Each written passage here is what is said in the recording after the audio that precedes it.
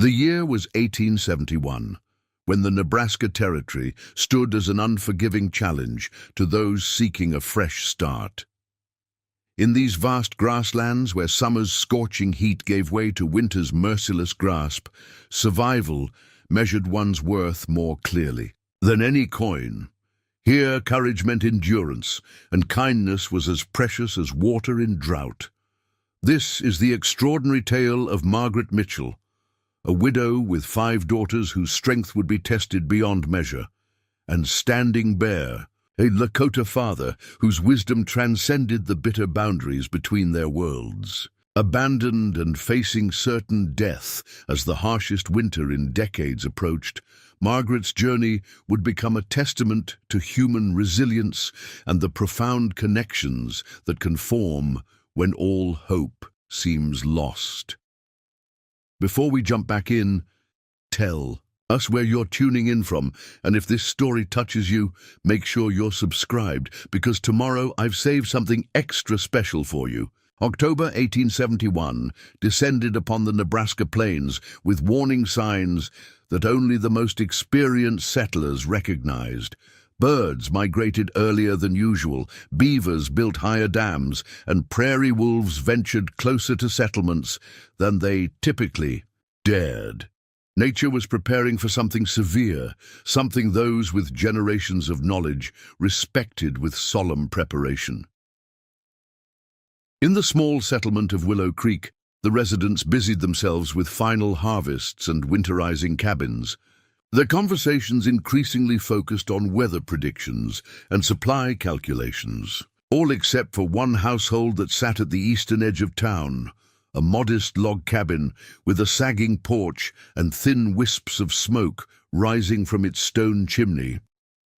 Margaret Mitchell stood at her doorway, watching her 2 youngest daughters attempt to gather kindling from the increasingly sparse area around their cabin. At 32, her face retained the gentle beauty that had once turned heads back in Ohio, though grief and hardship had etched permanent lines around her eyes and mouth. Her brown hair, streaked prematurely with gray, was pulled back in a practical bun, and her blue eyes carried the weariness of someone fighting an impossible battle. 8 months had passed since influenza had claimed her husband Thomas, leaving her alone with 5 daughters in a community that had initially welcomed them for Thomas's blacksmithing skills, but now viewed them with a mixture of pity and inconvenience. 8 months of dwindling resources, of selling precious possessions, for basic necessities, of learning that sympathy had definite limits when it came to practical assistance. "Mama, look what we found!" 7-year-old Clara held up a handful of twigs with the pride of someone offering treasure. Beside her, 5-year-old Abigail nodded enthusiastically, clutching her own meager collection. "That's wonderful, my love," Margaret replied, forcing brightness into her voice. "Bring them inside, and we'll add them to our stack." The stack, a pathetically small pile of wood by the hearth, wouldn't last more than a few days once a true cold set in. Margaret's gaze drifted to the horizon where dark clouds gathered, bringing the promise of the season's first significant snow. The pantry held barely enough flour for a week of bread, some dried beans, and 3 precious jars of preserves her daughters had helped her make from late summer berries. Not enough, not nearly enough. Inside the cabin's single room, her 3 older daughters were engaged in their daily tasks. Elizabeth, at 15, was the eldest, already showing the determination and quiet strength that had kept the family functioning since Thomas's death. She sat mending one of Abigail's dresses, her needle flashing in the dim light from the cabin's single window. 13-year-old Sarah kneaded dough for the evening bread, her movements efficient despite her youth. And 10-year-old Rebecca sorted through the family's winter clothing, taking inventory of what could be patched, what could be handed down, and what was beyond salvaging. "The Petersons' wagon left this morning," Elizabeth said, without looking up from her sewing.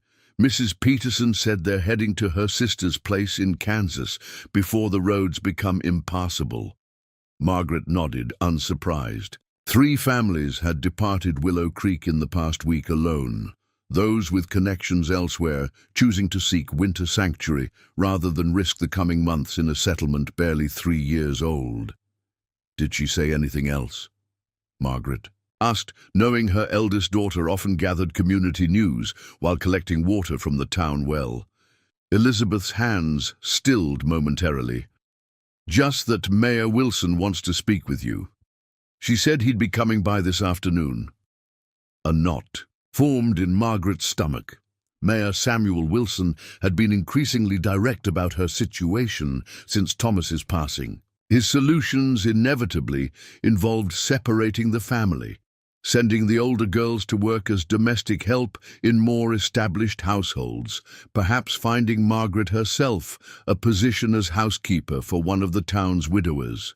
Practical solutions that ignored the heart of what made life worth living, her daughters together under one roof. A sharp knock interrupted her thoughts, earlier than expected. Margaret smoothed her apron and tucked a stray strand of hair behind her ear. "Girls, continue with your work," she instructed quietly before opening the door. Mayor Wilson stood on her threshold, his substantial frame blocking the afternoon light. At 55, he carried himself with the authority of someone accustomed to having his opinions respected, his thinning hair combed carefully over his balding pate and his beard neatly trimmed. "Mrs. Mitchell," he acknowledged with a curt nod. "May I have a word?" "Of course, Mayor Wilson." Margaret stepped aside. "Please come in." The mayor entered but remained standing near the door, his gaze sweeping the cabin's interior and lingering on the meager woodpile and the 5 girls who had paused in their activities to watch this exchange. "I'll be direct, Mrs. Mitchell," he began, removing his hat but keeping his coat buttoned. "The town council met last night regarding your circumstances." Margaret straightened her spine, aware of Elizabeth's protective gaze from across the room. "And what did the council determine about my private matters this time?" she asked, unable to keep a slight edge from her voice. Wilson's expression hardened. "Now, Margaret, there's no need for that tone. We are concerned citizens looking out for the welfare of one of our own. The fact is, you cannot sustain this household through winter. Your late husband's position has been filled by the new blacksmith, and your sewing work isn't sufficient to feed 6 mouths during the coming months." He gestured vaguely toward the cabin's sparse provisions. "The Jenkins family is departing for Fort Kearny tomorrow morning. They've agreed to take your 3 eldest girls with them. Mrs. Jenkins has connections at the fort. The girls could find positions in officers' households. Good, respectable work with reliable meals. And separate them from their family?" Margaret asked, her voice dangerously quiet. Wilson continued as if she hadn't spoken. "The widow Simmons has agreed to take you and the 2 youngest as boarders through winter in exchange for your assistance with her laundry business. By spring, we can reassess the situation." Margaret felt a cold rage building in her chest. The kind of anger that came from months of barely contained fear finally finding focus. "You propose to divide my family, to send my daughters, children still, to work as servants among strangers. I propose to ensure they survive the winter," Wilson countered, his tone sharpening. "The Weather Service has predicted exceptional severity in the coming months. This settlement has limited resources. Those who cannot provide for themselves must accept help on the terms available." "My husband helped build this settlement," Margaret replied, struggling to keep her voice steady. "He shod your horses, repaired your tools, worked from dawn until dusk to establish this community." "And we all grieved Thomas's passing," Wilson said, softening his tone slightly. "But sentiment doesn't fill stomachs, Margaret. This is the frontier. Practical solutions are what matter now."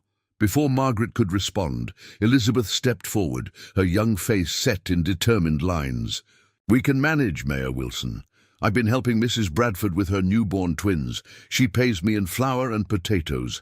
Sarah has been assisting at the mercantile on Saturdays and—" "Child's efforts," Wilson interrupted dismissively. "Admirable, but insufficient. The council has made its recommendation. The Jenkins leave at first light.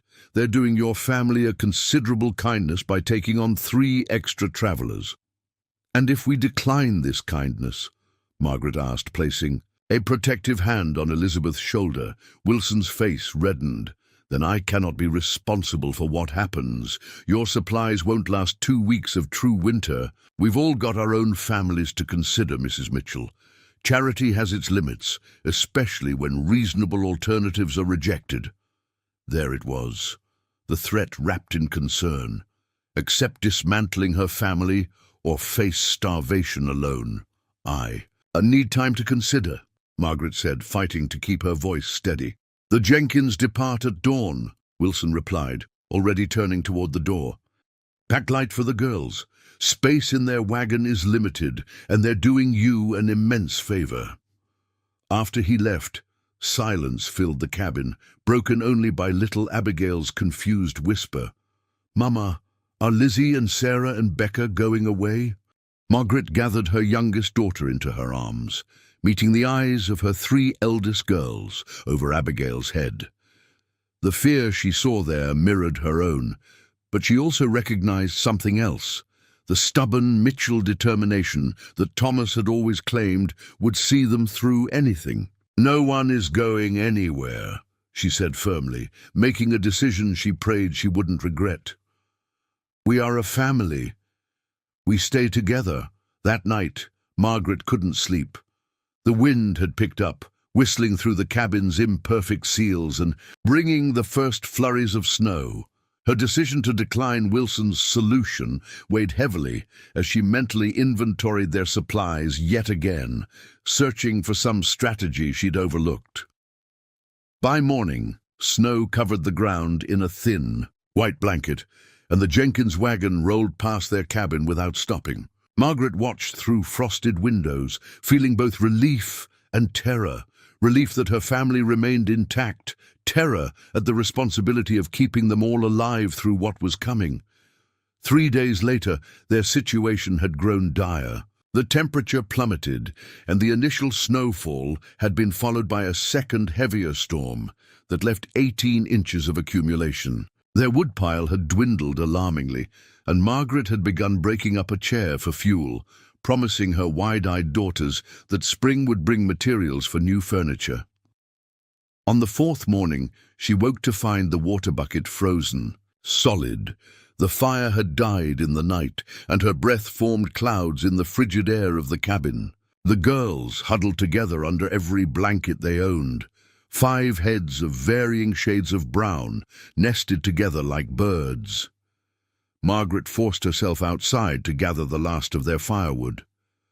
The world beyond their door had transformed into something alien, beautiful in its crystalline perfection, but deadly in its intent. Snow had drifted against the north wall of the cabin, reaching nearly to the window. The path to town was completely obscured, though smoke rising from distant chimneys proved life continued there without them. As Margaret struggled to carry the last armload of wood inside, a figure appeared at the edge of their property. For a moment, hope flared that someone from town had come to check on their welfare. Then she recognized the imposing silhouette of Frederick Harmon, the mercantile owner who had extended credit to her after Thomas's death. Credit that had run out weeks ago. Mrs. Mitchell, Harmon called, trudging through the deep snow toward her. Didn't expect to find you still here. Thought you'd sent the girls with the Jenkins. Margaret clutched the wood tighter. We declined the offer, Mr. Harmon. Harmon's weathered face registered surprise, then something closer to judgment. That wasn't wise, ma'am. Not wise at all. He glanced at her dwindling woodpile. I came to check if there might be anything of value left in the cabin. Mayor Wilson mentioned you'd likely accepted his arrangement, and there's the matter of your outstanding debt at my store.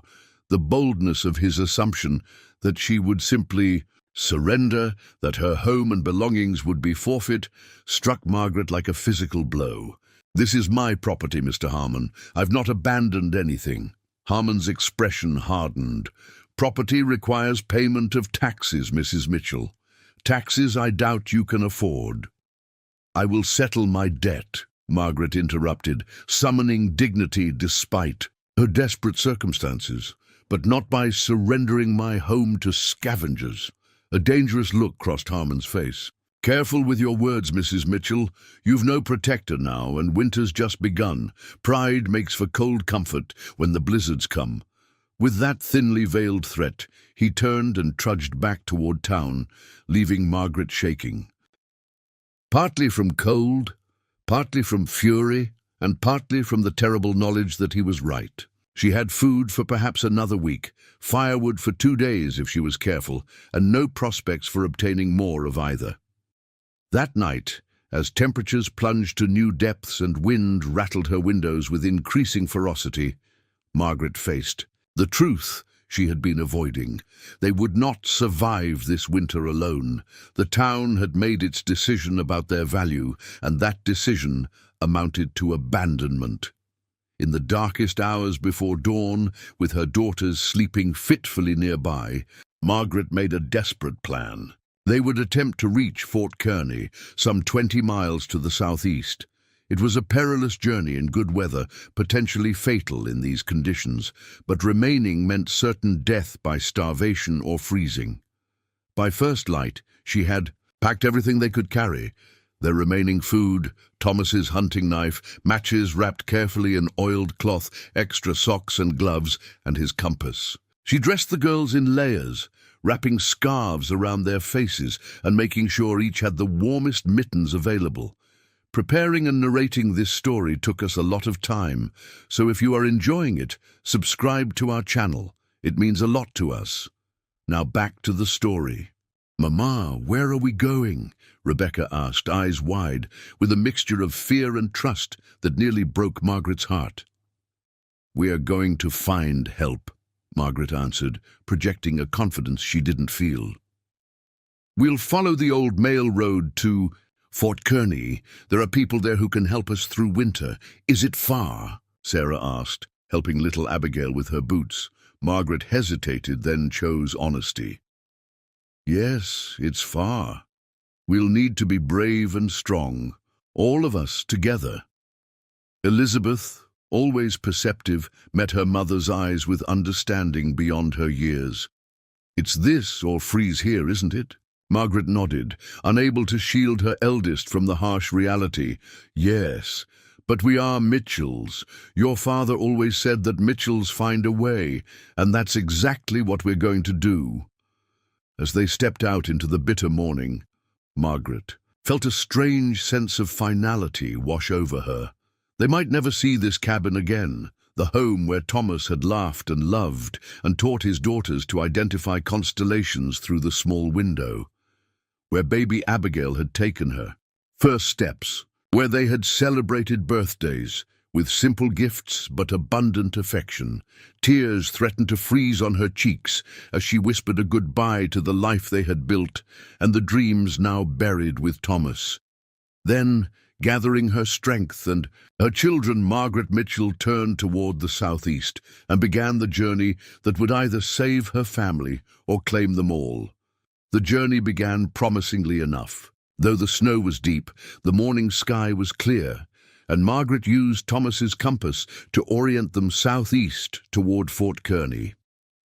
She placed Elizabeth in charge of 10-year-old Rebecca and 7-year-old Clara, while she carried 5-year-old Abigail and kept 13-year-old Sarah close by her side. They moved in single file, taking turns breaking trail through snow that sometimes reached the older girl's knees.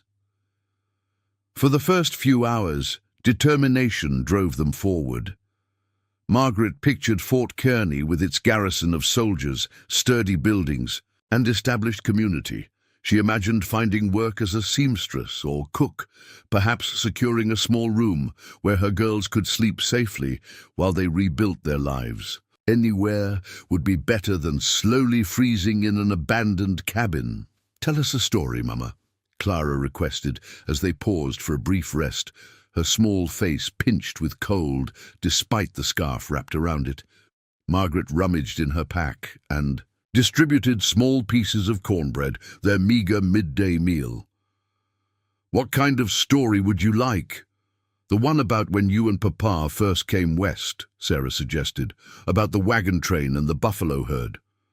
Margaret smiled sadly, grateful for the distraction. As they continued walking, she recounted the journey that had brought them to Nebraska territory 3 years earlier, when Thomas had been full of dreams about building a new life where his blacksmithing skills would be valued and land was affordable, enough for a man of modest means.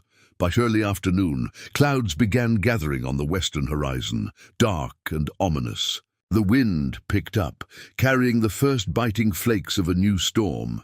Margaret quickened their pace, though fatigue had already begun to set in. Her arms ached from carrying Abigail, who had tried walking but couldn't manage the deep snow for long. "How much farther, Mama?" Rebecca asked, her breath forming clouds in the increasingly bitter air. "Several miles yet," Margaret answered honestly. "We need to keep moving." Elizabeth, ever practical, suggested they take turns carrying Abigail. "We'll go faster if we share the weight." By mid-afternoon, the storm had engulfed them completely. Visibility reduced to mere feet in front of them, and the howling wind disoriented their sense of direction. Even with the compass, maintaining a straight course became nearly impossible, as they were forced to detour around deep drifts and unseen obstacles beneath the snow. "Keep moving," Margaret urged, Thomas's voice seeming to echo in her mind. To stop is to die. But as the short winter day began to fade, Margaret realized with growing horror that they were lost. The landmarks she had tried to memorize from Thomas's old maps were obscured by the blizzard. Worse, her strength was failing. Rapidly, each step required more effort than the last, and a dangerous warmth began to spread through her limbs, despite the plummeting temperature, the first warning sign of hypothermia that Thomas had once described. The girls were struggling too. Abigail had fallen into an exhausted sleep in Sarah's arms. Clara was stumbling every few steps, and even stoic Elizabeth's face showed signs of dangerous fatigue. As darkness fell in earnest, they stumbled upon a small copse of trees, barely more than a dozen cottonwoods clustered together, but offering minimal shelter from the driving snow. With the last of her strength, Margaret led her daughters beneath the lowest branches of the largest tree, huddling against its trunk and wrapping their blankets around all 6 of them. "Just until the storm passes," she whispered, knowing even as the words left her lips that she was lying to herself. The storm showed no signs of abating, and even if it did, she had no clear idea of which direction to travel come morning. The cold penetrated their layers of clothing, and the blankets that had seemed so substantial now felt paper-thin. Margaret's thoughts turned to Thomas. Perhaps there was mercy in this end, a reunion with him beyond the veil of this life. Her eyelids grew heavy, the temptation to sleep nearly overwhelming. "Not yet," she murmured, forcing her eyes open. "Not like this." But nature cared nothing for human determination. The blizzard raged on, depositing snow around their improvised shelter, gradually encasing them in a tomb of white. Margaret's consciousness began to fade, her mind drifting into memories of warmer days, of Thomas teaching Elizabeth how to shoe a horse, of summer picnics by Willow Creek, of baby Abigail taking her first steps across their cabin floor. Just as her eyes closed for what she believed would be the final time, a sound penetrated the howling wind, not the cry of wolves that she had feared might find them, but something rhythmic and deliberate. Footsteps approaching through the storm. Margaret forced her eyes open, straining to see through the curtain of snow. A dark silhouette materialized, then another and other, figures moving with a confidence that defied the blizzard's fury. For a moment, her heart leapt with irrational hope. Thomas somehow returned to her, before reality reasserted itself. The figures paused, seemingly scanning the area, then moved with sudden purpose toward their hiding place. Margaret shrank back against the tree trunk, instinctively gathering her daughters closer. The dangers of the prairie extended beyond cold and starvation. Thomas had warned her of desperate men who roamed these territories, outlaws and renegades to whom a widow and 5 girls would be merely another resource to exploit. She fumbled for Thomas's hunting knife, with fingers numb from cold, positioning herself in front of her children as best she could.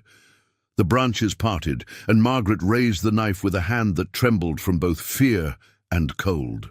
The figure froze, observing her defensive posture. Then a deep voice spoke, calm and measured despite the raging storm. "You are far from any settlement, woman." In the dim light filtering through the snow-laden branches, Margaret could make out the features of a Native American man, Lakota, she guessed, from the distinctive pattern on the winter clothing he wore.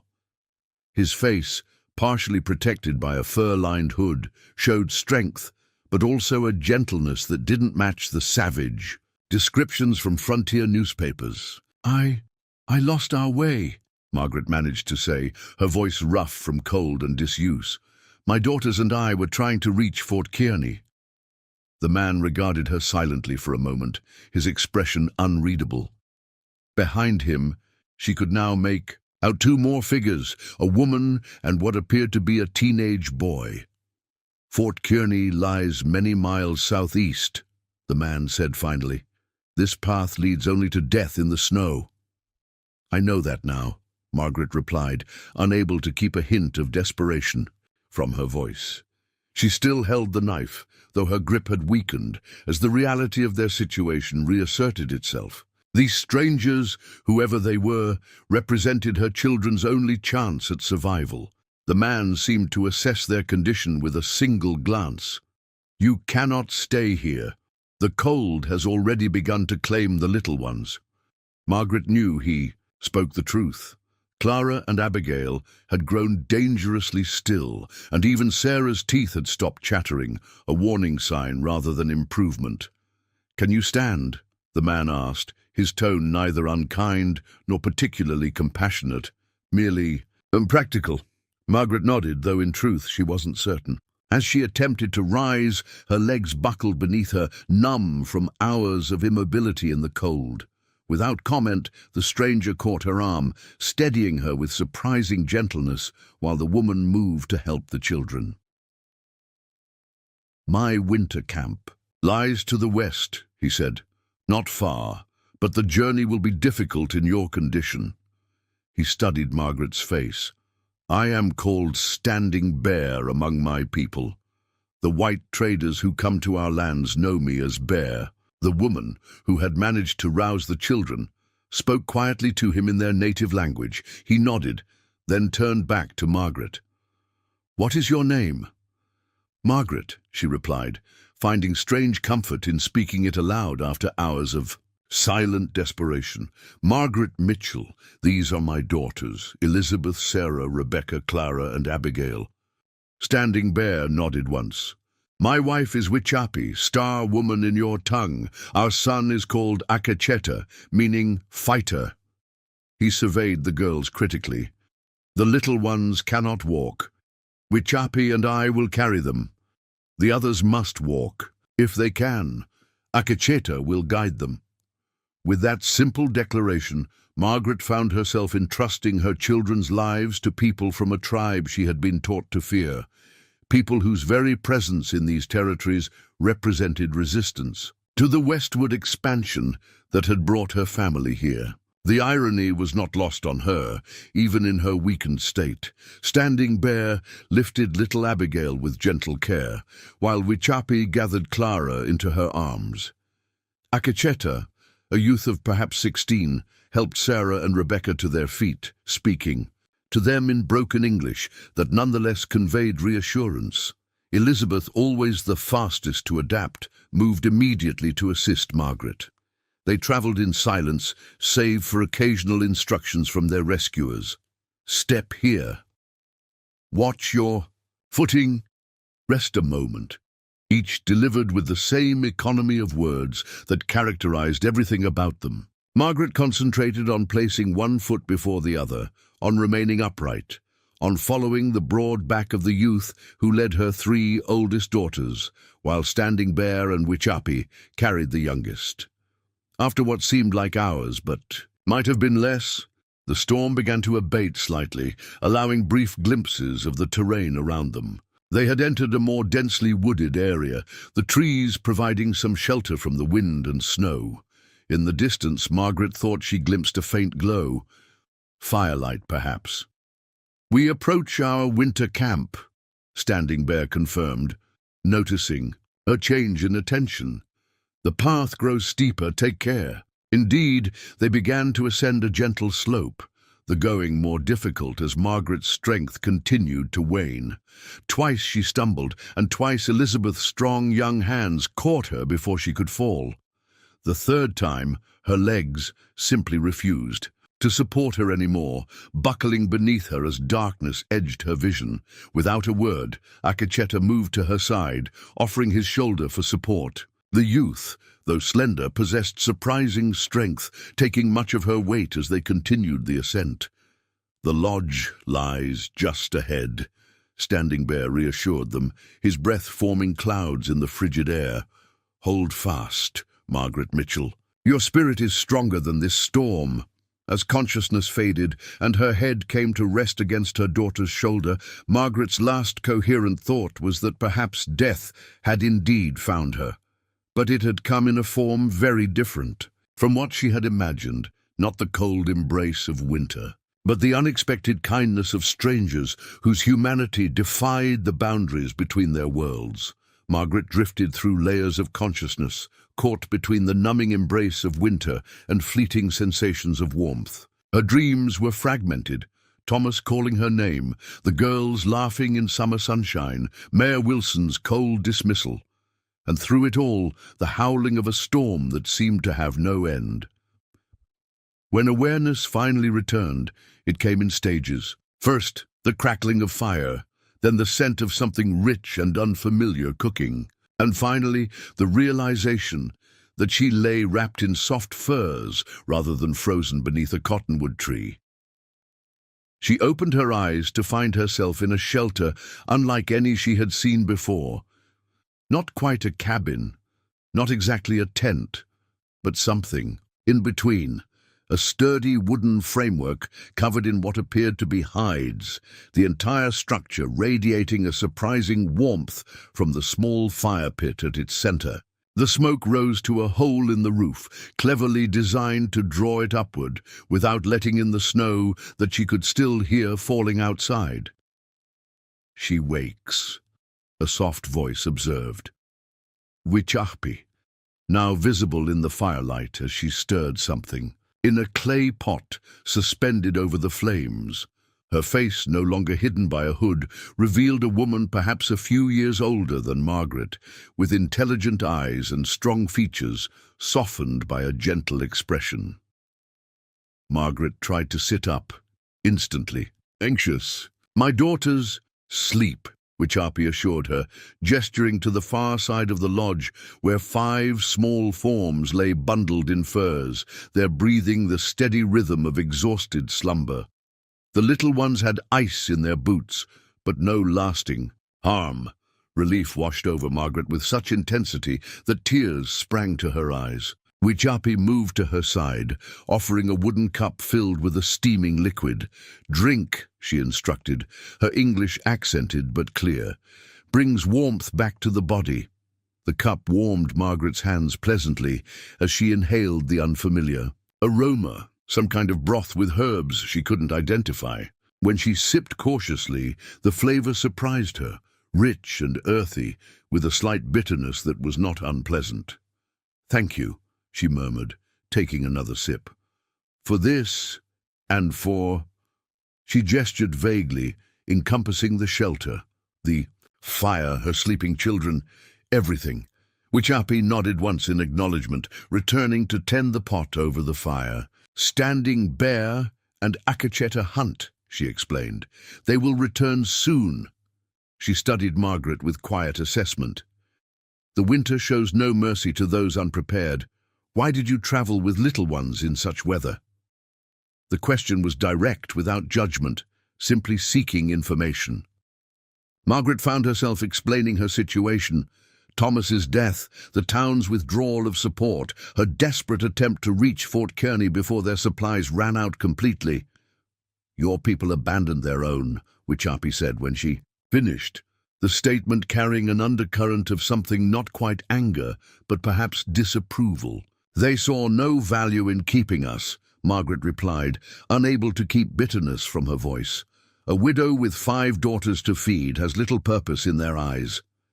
Wichapi seemed to consider this, her expression thoughtful as she stirred the pot. "The Lakota value children above all possessions. They are the future of the people." She added something to the mixture that released a fragrant steam. "No mother would be cast out, even among the poorest band." Her words, though simply stated, carried a weight that made Margaret's throat tighten with emotion. The validation of her worth, something Willow Creek had systematically stripped away, came unexpectedly from a woman whose people were portrayed as savages in every newspaper and dime novel that reached the frontier. Before Margaret could respond, the lodge's entrance flap moved aside, admitting a blast of cold air along with Standing Bear and Akacheta. They carried several rabbits, already field-dressed and ready for cooking. "The white woman wakes," Standing Bear observed, his dark eyes assessing Margaret's improved condition. "Good. The storm continues. 3 days now, the worst I have seen in many winters." "Will your supplies last?" Margaret asked, suddenly conscious that she and her daughters represented an additional burden on resources that had been meant for 3. A hint of amusement crossed Standing Bear's face. "I prepare well for winter moons. My people do not settle in one place during warm seasons. We follow the buffalo, gather plants, dry meat and berries. Winter camps are stocked to last until spring thaws." He handed the rabbits to Wichapi, who began preparing them with practiced efficiency. Akacheta moved to the fire, warming his hands while watching Margaret with undisguised curiosity. "Rest today," Standing Bear advised, removing his outer layers of fur. "Tomorrow, if you are stronger, we will speak of what comes next." Margaret nodded, still overwhelmed by the strangeness of her situation and the unexpected sanctuary they had found. "Why did you save us?" she asked suddenly. "You could have left us. Many would have." Standing Bear looked up from arranging his hunting gear, his dark eyes meeting hers directly across the fire. "Would you have left children to die in the snow if you had the means to help them?" "No," Margaret admitted, "but I'm not—" She trailed off, uncertain how to express the thought without giving offense. "Not Lakota," he finished for her, his expression unchanged. "And I am not white. Yet the storm does not ask what color skin freezes beneath it. The wolf does not care what language is spoken by the flesh it hunts. We are all simply human before the winter." The profound simplicity of his worldview silenced her. Margaret finished her broth, feeling strength gradually returning to her limbs as the day progressed. She drifted in and out of sleep, her body demanding rest to recover from its ordeal. Each time she woke, her daughters remained peacefully asleep, their exhaustion clearly deeper than her own. Wichapi tended to them periodically, adjusting covers or gently feeling foreheads to check for fever. Standing Bear and Akacheta sat near the entrance, speaking quietly in their native language while repairing equipment and cleaning their hunting tools. By evening, when the girls finally began to stir, Margaret felt well enough to sit up properly, wrapped in the fur blanket they had provided. The storm continued unabated outside, its howling a constant reminder of the fate they had narrowly escaped. Abigail woke first, her small face confused and frightened until she spotted Margaret. "Mama!" she cried, scrambling across the lodge, to burrow into her mother's arms. One by one, the others woke, Clara with wide-eyed wonder at their surroundings, Rebecca with cautious assessment, Sarah with immediate questions about their rescuers, and Elizabeth with a solemn nod of understanding. toward Standing Bear that seemed to communicate volumes. As Wichapi prepared a substantial meal of rabbit stew with wild roots that tasted better than anything the Mitchells had eaten in months, Margaret observed the interaction between her daughters and their hosts with growing amazement. The initial fear she might have expected, particularly from her younger girls who had heard nothing but frightening stories about Indians, was absent, replaced by tentative curiosity. Clara, always the most outgoing, had positioned herself near Wichapi, watching the cooking process with fascination. Akacheta was showing Rebecca and Sarah how to repair a snowshoe, their initial wariness giving way to genuine interest in his explanations. And Elizabeth, ever practical, was studying the lodge's construction with the measured assessment of someone filing away valuable information for future reference. As they gathered to eat, Standing Bear spoke the first words that truly acknowledged the extraordinary nature of their situation. "Many winters have passed since white children sat at my fire," he said, his gaze moving from one Mitchell face to another. "You are welcome here until the storm ends and safe passage becomes possible." The storm persisted for 3 more days, confining the unlikely companions to the lodge and creating an unexpected space for connection. By the time the winds finally ceased their howling and sunshine cast long shadows across pristine snowdrifts, an unspoken transformation had begun within the shelter's hide walls. Standing Bear emerged from scouting the conditions around their camp, stamping snow from his moccasins as he ducked through the entrance. "The path remains blocked to Fort Kearney," he announced, addressing Margaret, who sat mending one of Abigail's mittens with sinew thread Wichapi had taught her to use. "Many weeks before safe travel becomes possible," Margaret nodded, surprised to find herself less anxious about this news than she might have expected. The days of recovery had brought clarity about their situation. Without shelter, supplies, and knowledge appropriate to prairie winter, attempting to reach Fort Kearney remained a death sentence. "What happens now?" she asked simply. Standing Bear studied her for a moment, his expression thoughtful.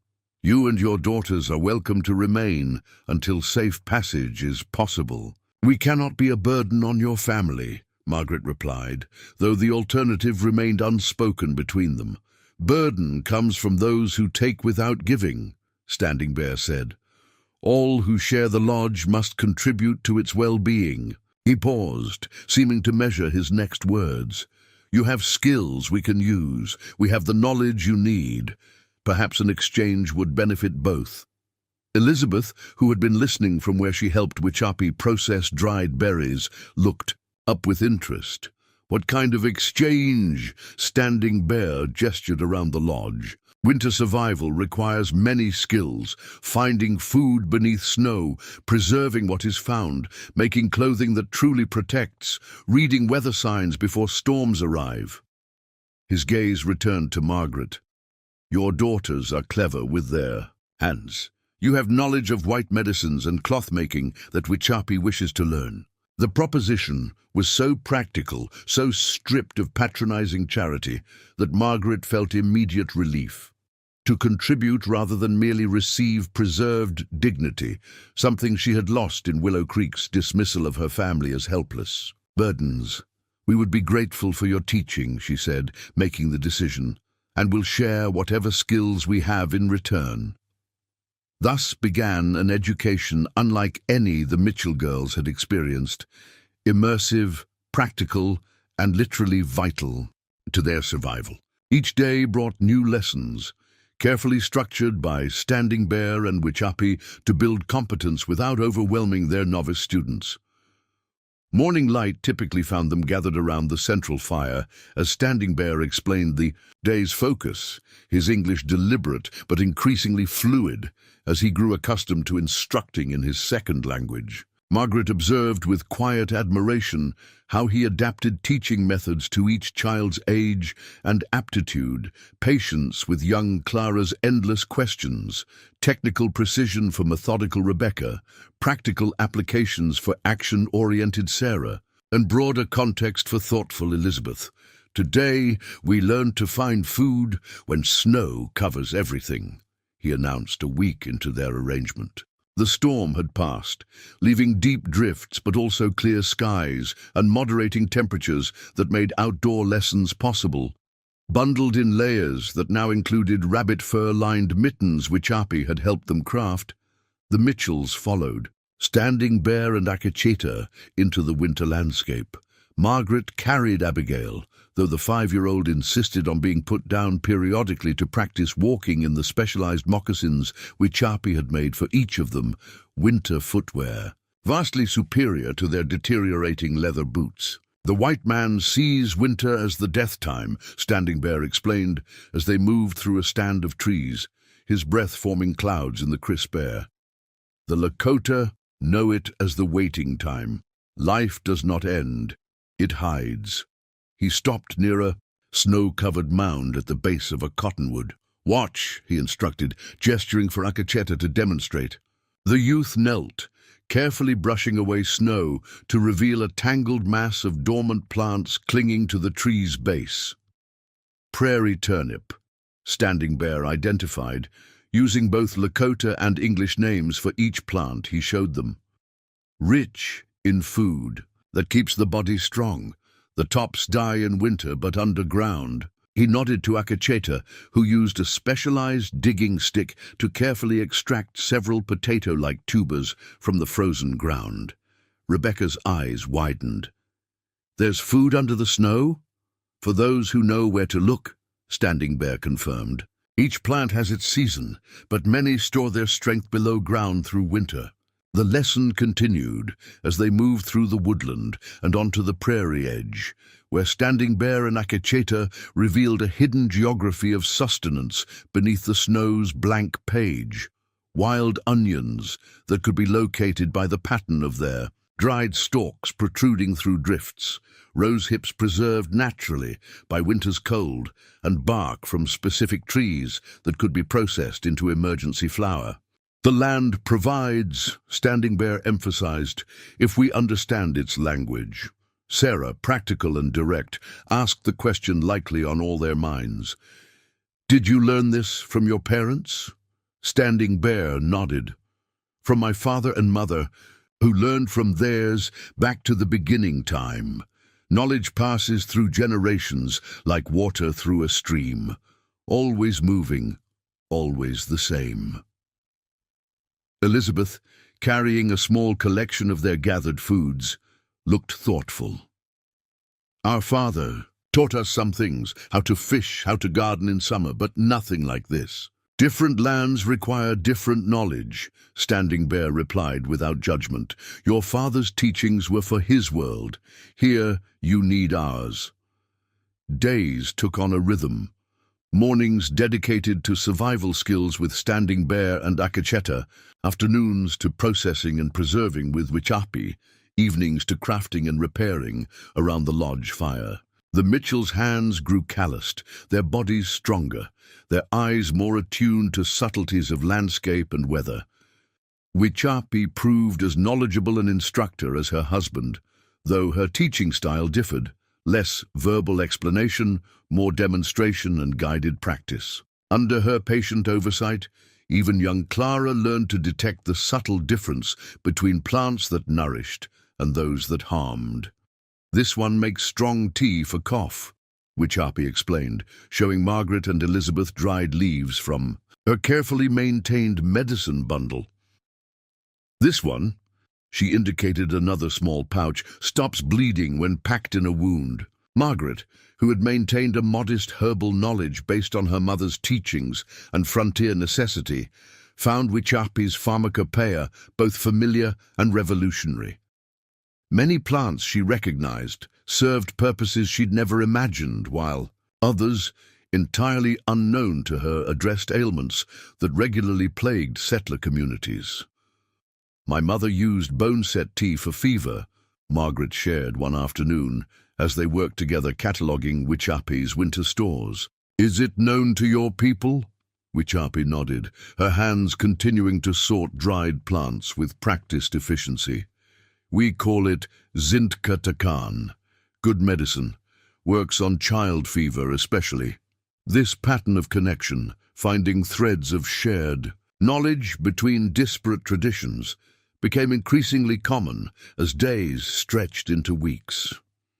Margaret discovered that her sewing skills, while using different materials and techniques, shared fundamental principles with Wichapi's hideworking. The Lakota woman's interest in Margaret's patchwork methods led to an improvised quilting project using scraps of the Mitchell's clothing and small pieces of tanned hide. In turn, the Mitchell girls absorbed Lakota skills with the accelerated capacity of youth. 10-year-old Rebecca proved especially adept at tracking, her methodical mind perfectly suited to detecting the subtle signs animals left in snow.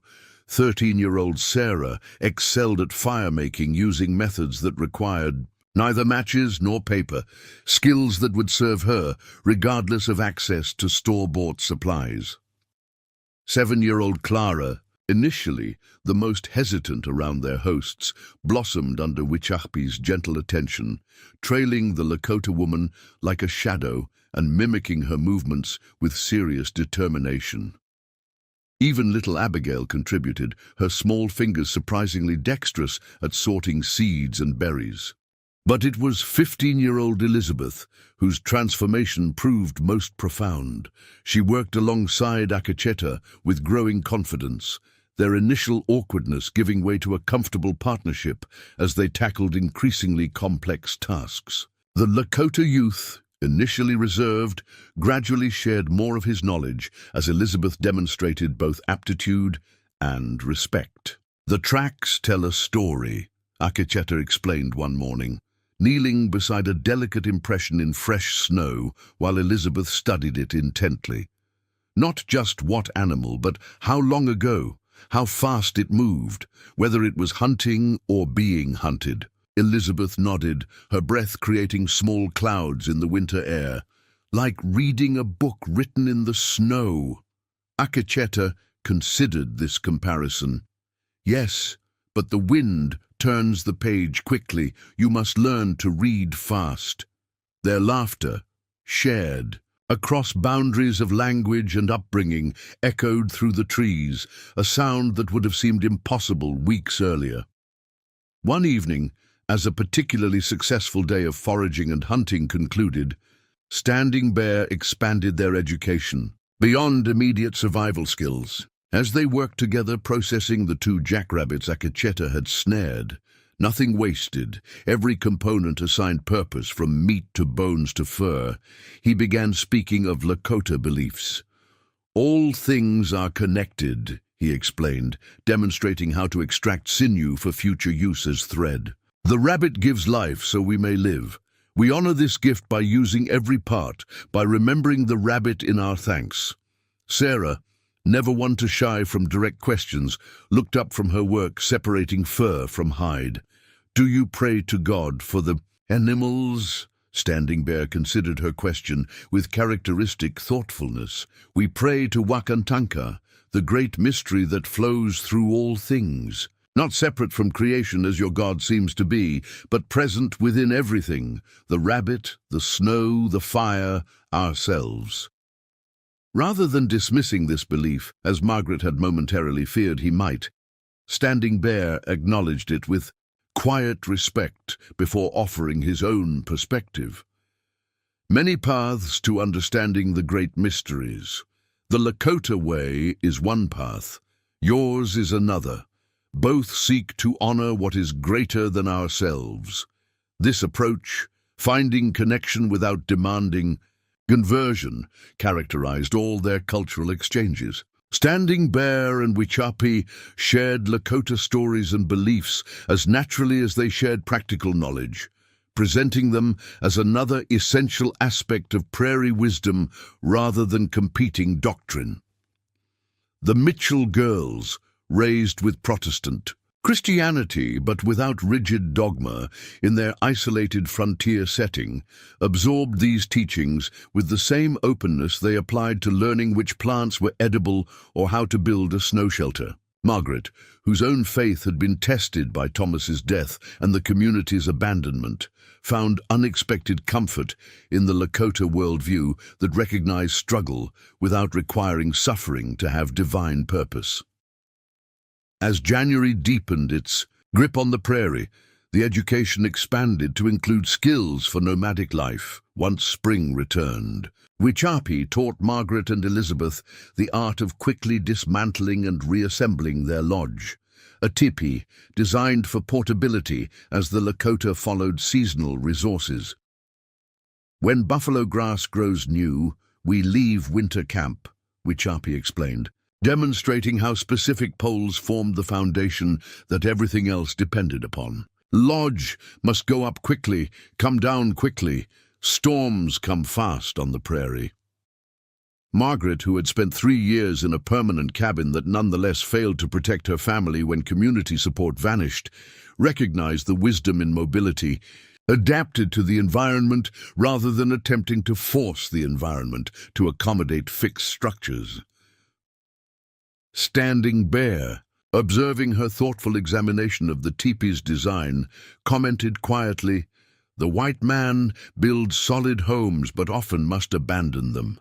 We build homes that move with us, adapting like the grasses bend before wind rather than breaking."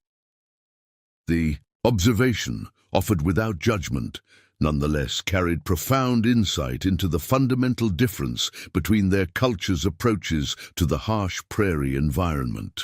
Margaret found herself increasingly questioning assumptions she had never examined, that permanent settlement represented progress, that the Lakota's nomadic traditions reflected primitive development rather than sophisticated adaptation to their environment. Food preparation became another arena of intensive knowledge exchange. The limited provisions Margaret had carried from Willow Creek had been quickly exhausted, forcing complete dependence on Lakota methods of sustenance. Standing Bear and Akecheta brought game, primarily rabbits and occasionally a deer, while daily foraging supplemented their protein with plants preserved by winter's natural refrigeration. Wichapi proved a master of transformation, turning these limited ingredients into varied meals that sustained both nutrition and morale. She taught Margaret and the older girls how to prepare pemmican, a concentrated mixture of dried meat, fat, and berries that provided essential energy in portable form. "Summer food carried into winter," Wichapi explained, showing them the precise proportions that ensured preservation without spoilage. "When we follow buffalo, this keeps us strong between hunts."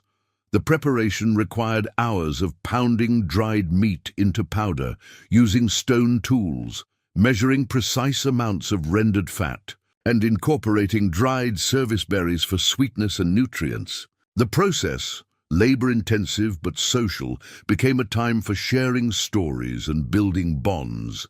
During one such session, as their hands worked in rhythmic unison, Wichapi asked Margaret about her life before Willow Creek.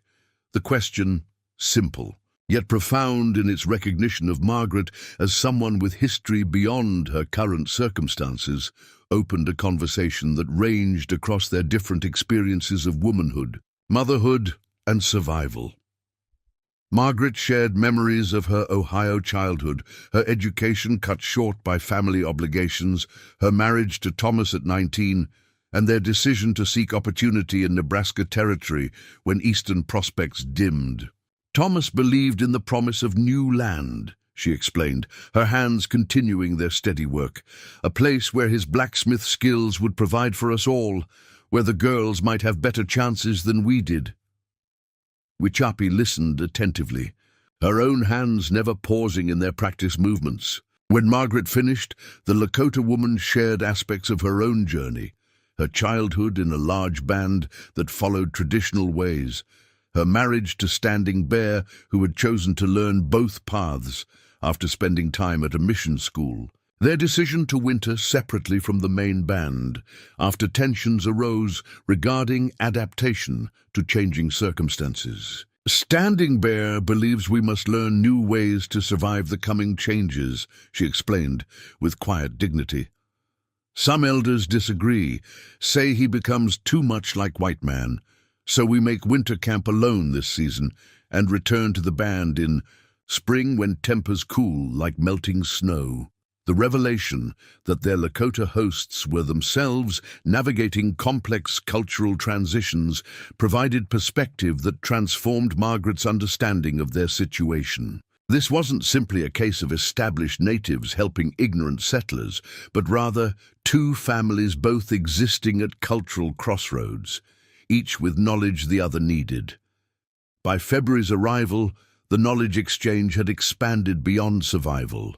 Necessities to encompass language, music, and social customs. Evening gatherings around the central fire might include Standing Bear, teaching Lakota words for essential objects and actions, Akacheta demonstrating songs played on a small hand drum, or Margaret sharing folk tales remembered from her childhood.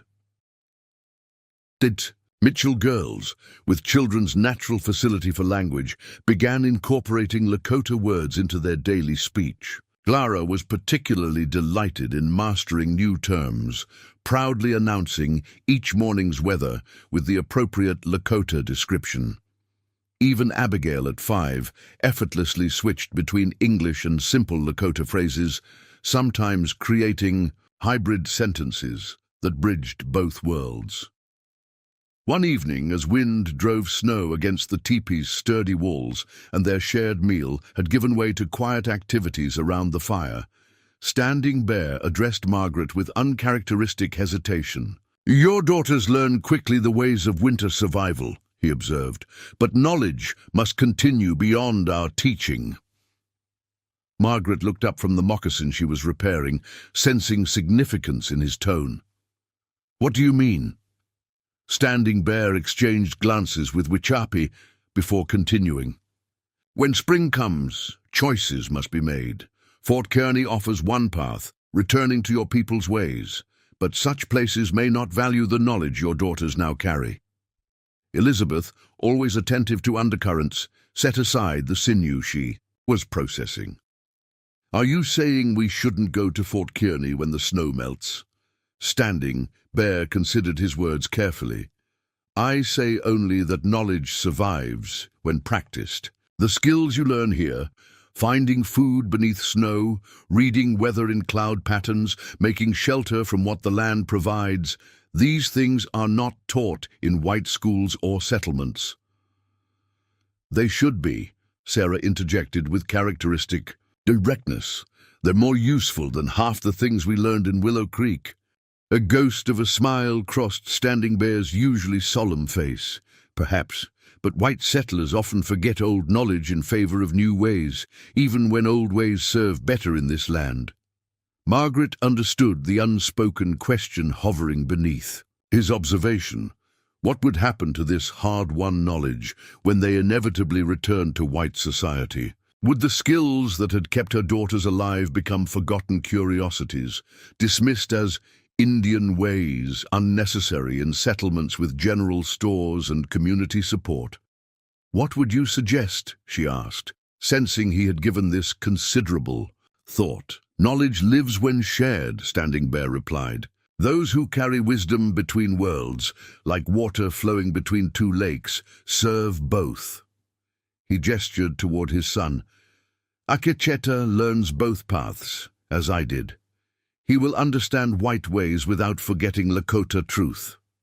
The implication hung in the air, neither demand nor simple observation, but an invitation to consider possibilities beyond the binary choice between returning to white society or remaining permanently with their Lakota hosts. A third path existed, one where the knowledge exchange continued, where the Mitchell family might serve as a bridge between worlds increasingly forced into contact. As the fire burned low and the conversation gave way to sleep preparations, Margaret found her thoughts circling this unexpected proposition. She had come to the Nebraska Territory as part of America's westward expansion, never questioning her place within that movement. Now, through circumstances that should have ended in tragedy, she found herself considering a role she had never imagined: cultural translator, carrier of essential knowledge between colliding worlds. The idea should have seemed outlandish, yet as she watched her daughters settle into their sleeping robes, healthy, learning, adapting in ways they never could have in Willow Creek, she recognized that transformation had already begun. The Mitchell family that emerged from this winter would never again fit neatly into the narrow confines that settler society prescribed.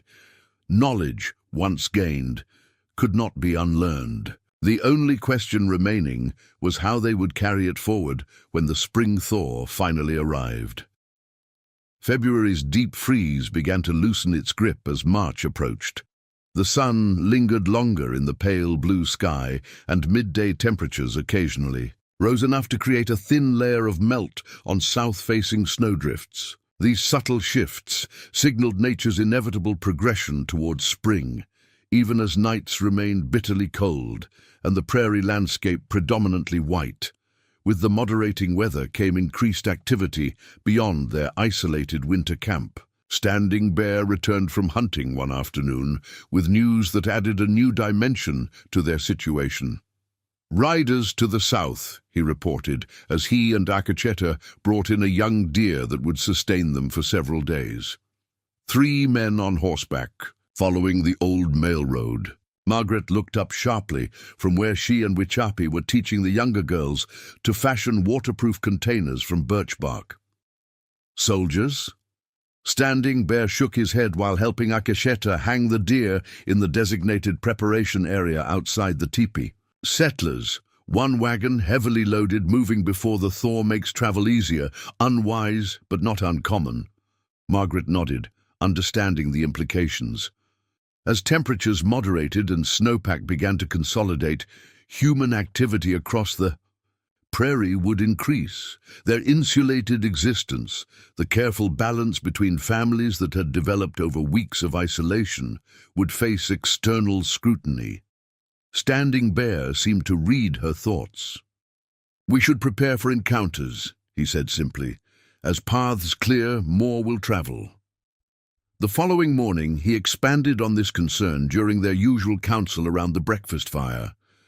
"My people and yours exist in uneasy peace," he explained, particularly addressing Elizabeth and Sarah, who were old enough to understand the complexities of frontier relations. "Treaties made, treaties broken, promises given, promises forgotten.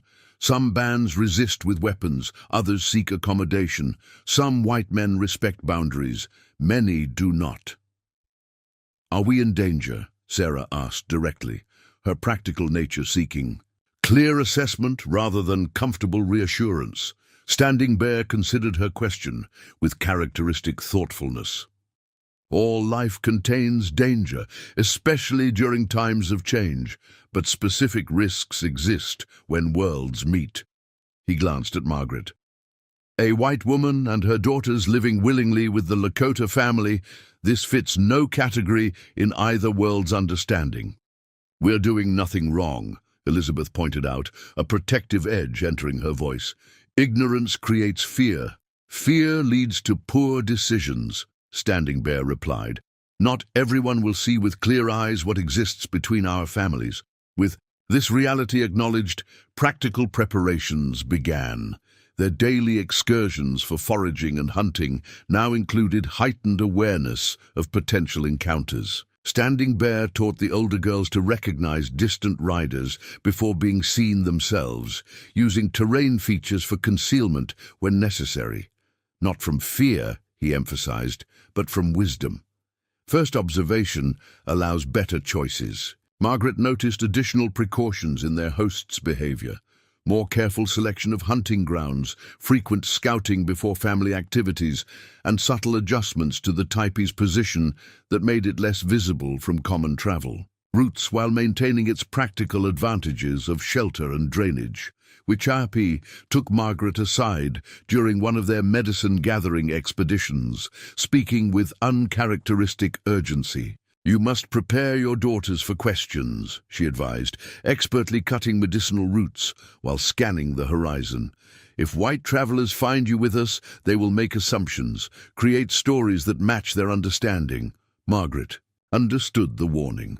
Frontier settlements bubbled with rumors about white captives among native tribes, stories that rarely acknowledged voluntary association or mutual benefit. Such narratives served to reinforce boundaries between communities, justifying both fear and retaliation.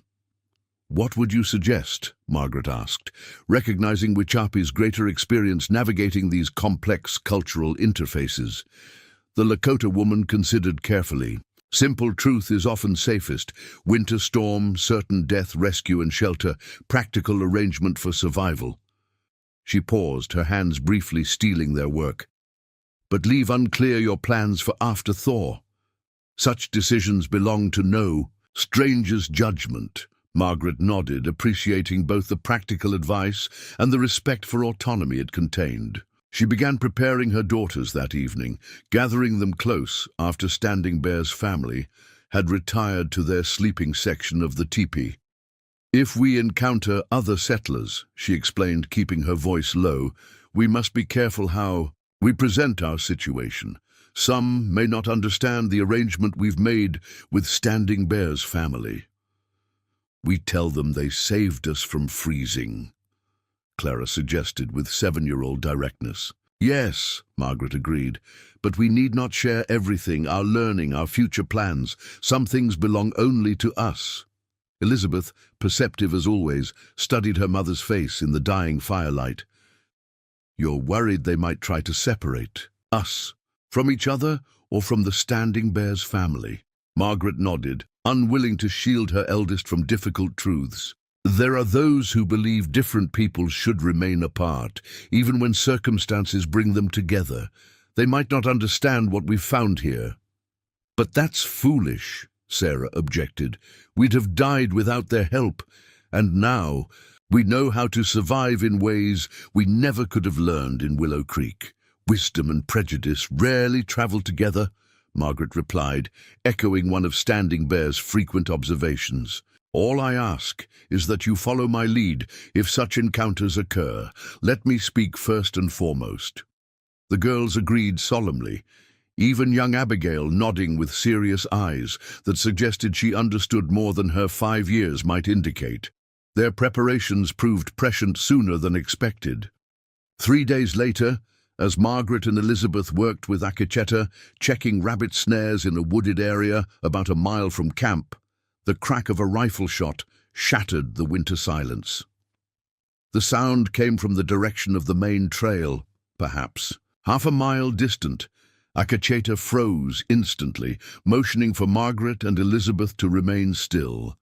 He listened intently, his practiced ear assessing the echo. "One shot," he whispered. "Hunting, not fighting." Nevertheless, they abandoned their task and circled back toward the teepee using a route that offered maximum cover.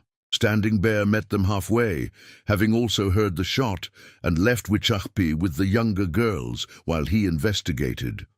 "White hunters," he reported, after conferring briefly with Akecheta in Lakota. "2 men moving north along the creek line. Not following our tracks yet, but their path may cross our hunting grounds." They returned to the teepee and implemented precautions they had previously discussed. The most visible outdoor activities were temporarily suspended, the smoke from their fire minimized by feeding it particular woods that produced less visible output, and a watch rotation established among the adults and older children. By sunset, no further disturbance had occurred, suggesting the hunters had continued northward without detecting their camp. Nevertheless, the incident reinforced the reality that their isolation was ending as seasonal activity increased across the landscape. The following week brought multiple signs of this changing condition. Twice more they heard distant gunshots, though never close enough to pose immediate concern. Akacheta reported fresh wagon tracks on the main trail during a scouting expedition, and Standing Bear observed smoke from what appeared to be a temporary camp several miles southeast of their position.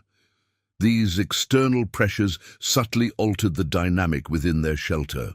The openness and free exchange that had characterized their knowledge-sharing acquired an edge of urgency, as if both families recognized that their time together might end sooner than anticipated. "We must ensure you can apply these skills without our guidance," Standing Bear emphasized during what had become daily survival instruction.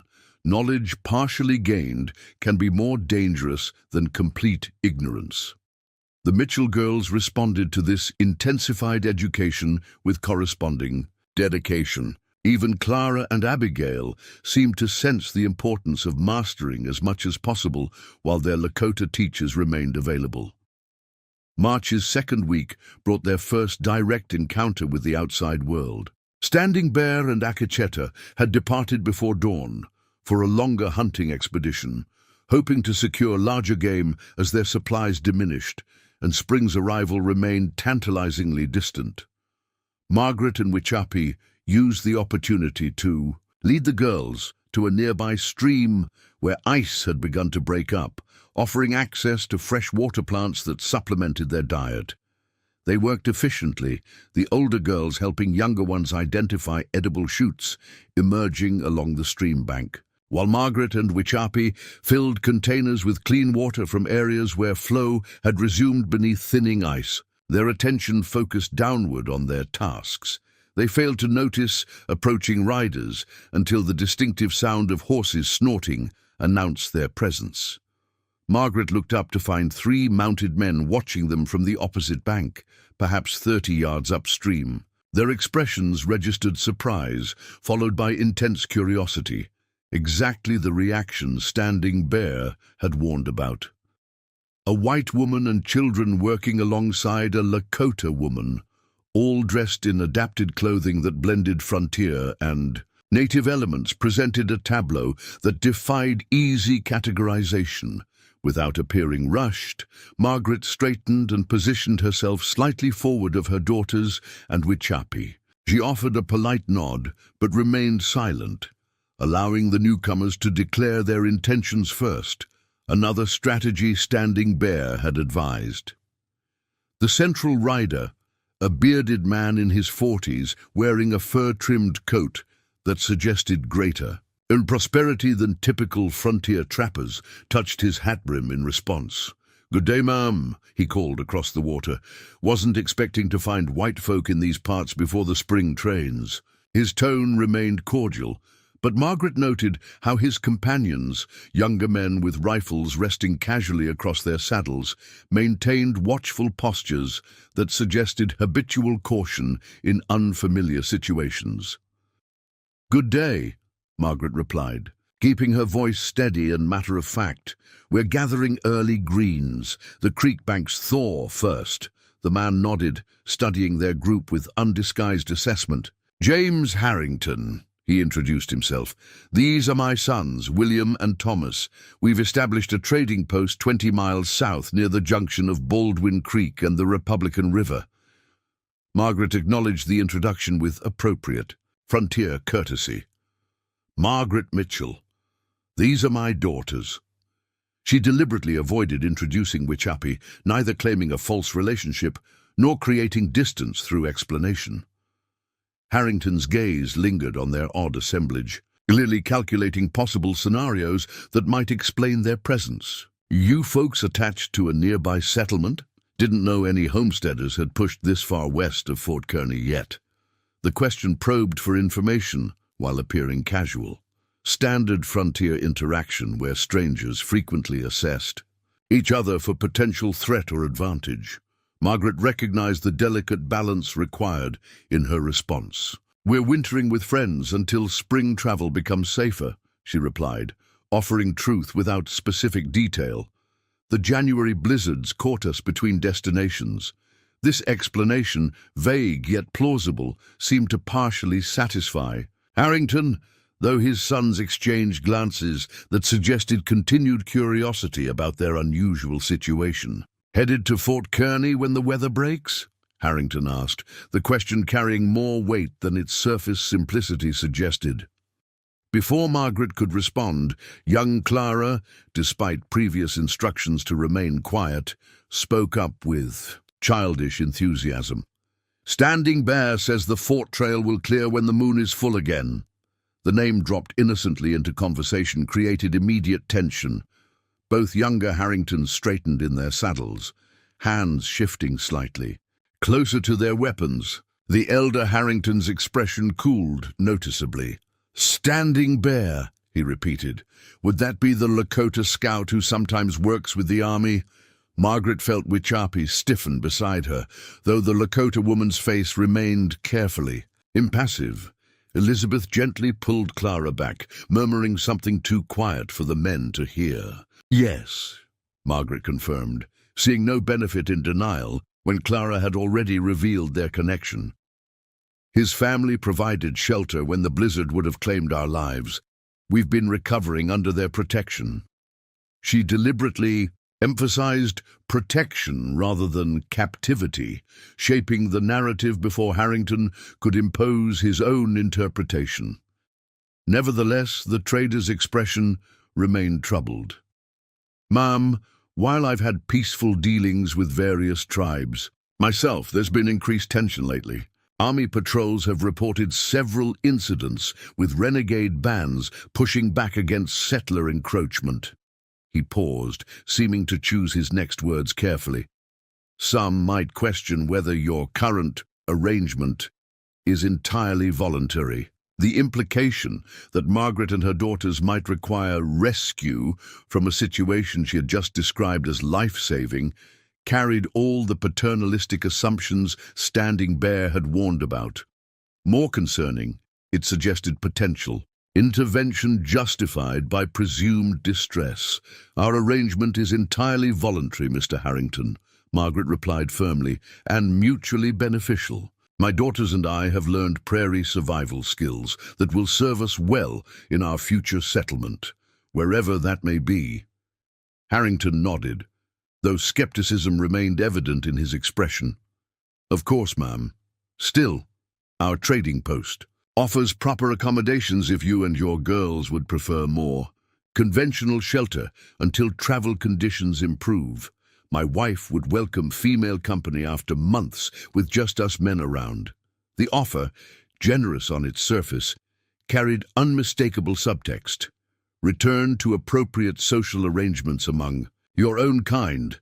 Margaret recognized both the expectation embedded in Harrington's invitation and the potential consequences of direct refusal. That's very kind, she responded diplomatically. We'll certainly keep your trading post in mind as we consider our spring journey plans. This non-committal answer appeared to satisfy Harrington's sense of propriety without requiring immediate action. He touched his hat brim again. We'll be heading back south tomorrow. Should pass within a mile or so of here around midday if you reconsider. With that conditional farewell, the Harringtons turned their horses and continued downstream, though Margaret noticed the younger men glancing back several times until terrain features obscured their view. Once certain the riders were beyond earshot, Wichapi spoke quietly in the mixture of English and Lakota they had developed for complex communication. They will bring others, perhaps soldiers. Margaret nodded, having reached the same conclusion. Not tomorrow, that would be too obvious after their offer. But soon. Harrington strikes me as a man who believes he knows what's best for others, especially women without male protection. They gathered their collected plants and water quickly, returning to the tipi by a circuitous route that avoided leaving obvious tracks between the stream and their shelter. Standing Bear and Akacheta returned shortly before dusk, a successful hunt evidenced by the field-dressed elk they transported on a travois. The men's satisfaction at their hunting success vanished as Margaret described the encounter with the Harringtons. Standing Bear listened without interruption, though his expression darkened progressively. Traders know many people, spread many words, he observed when she finished. This Harrington will not forget finding white women and children with Lakota. You families. Should we leave? Elizabeth asked, voicing the question that hung unspoken in the teepee's suddenly tense atmosphere. Find another campsite? Standing Bear exchanged glances with Wichapi before responding. Moving camp in winter carries risk. Food sources known here might not be found elsewhere, but staying brings different dangers. What kind of danger? Sarah asked directly. Standing Bear considered how to explain complex frontier dynamics to a 13-year-old. Some white men believe all native people are enemies. Some believe white women need rescue whether they ask for it or not. These beliefs make them act in ways that create trouble where none existed, like Mayor Wilson, Rebecca observed with unexpected insight. He thought he knew what was best for us too. Yes, Margaret agreed, surprised and impressed by her 10-year-old's perception. Exactly like that. After thorough discussion weighing various factors, they decided to maintain their current camp but implement additional precautions. Their outdoor activities would become more circumspect, with careful attention to tracking and concealment. A secondary shelter would be prepared in a location known only to their extended group, providing alternative refuge if their main camp were discovered. Most significantly, Standing Bear decided that he and Akacheta would not hunt together going forward. One would always remain near the teepee, ensuring capable protection if unexpected visitors arrived with questionable intentions. That night, as the children slept and adults maintained watch rotation, Margaret found herself contemplating how thoroughly her perspective had transformed. 3 months earlier, she would have viewed men like the Harringtons as potential saviors, representatives of a social order that provided security through conformity. Now she recognized the limitations inherent in that order, particularly for those who existed at its margins.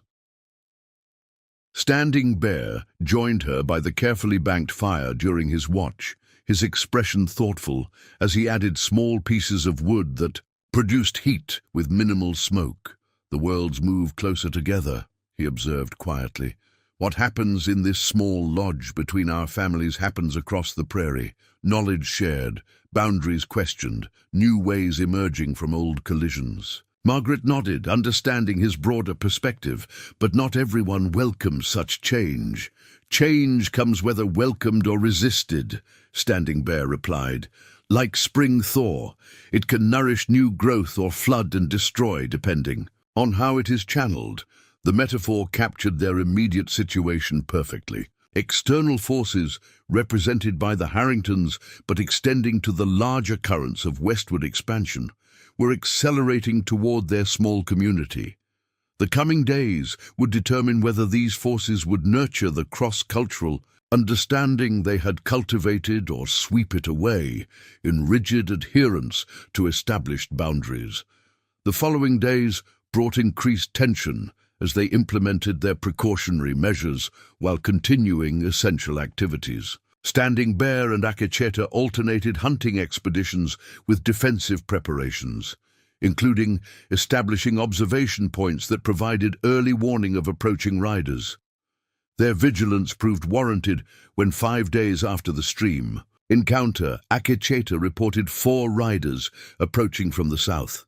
The Harrington party supplemented by an additional figure in what appeared to be partial military uniform. Not a full soldier, Akacheta clarified, after observing them through a spyglass Standing Bear had acquired during army scouting work.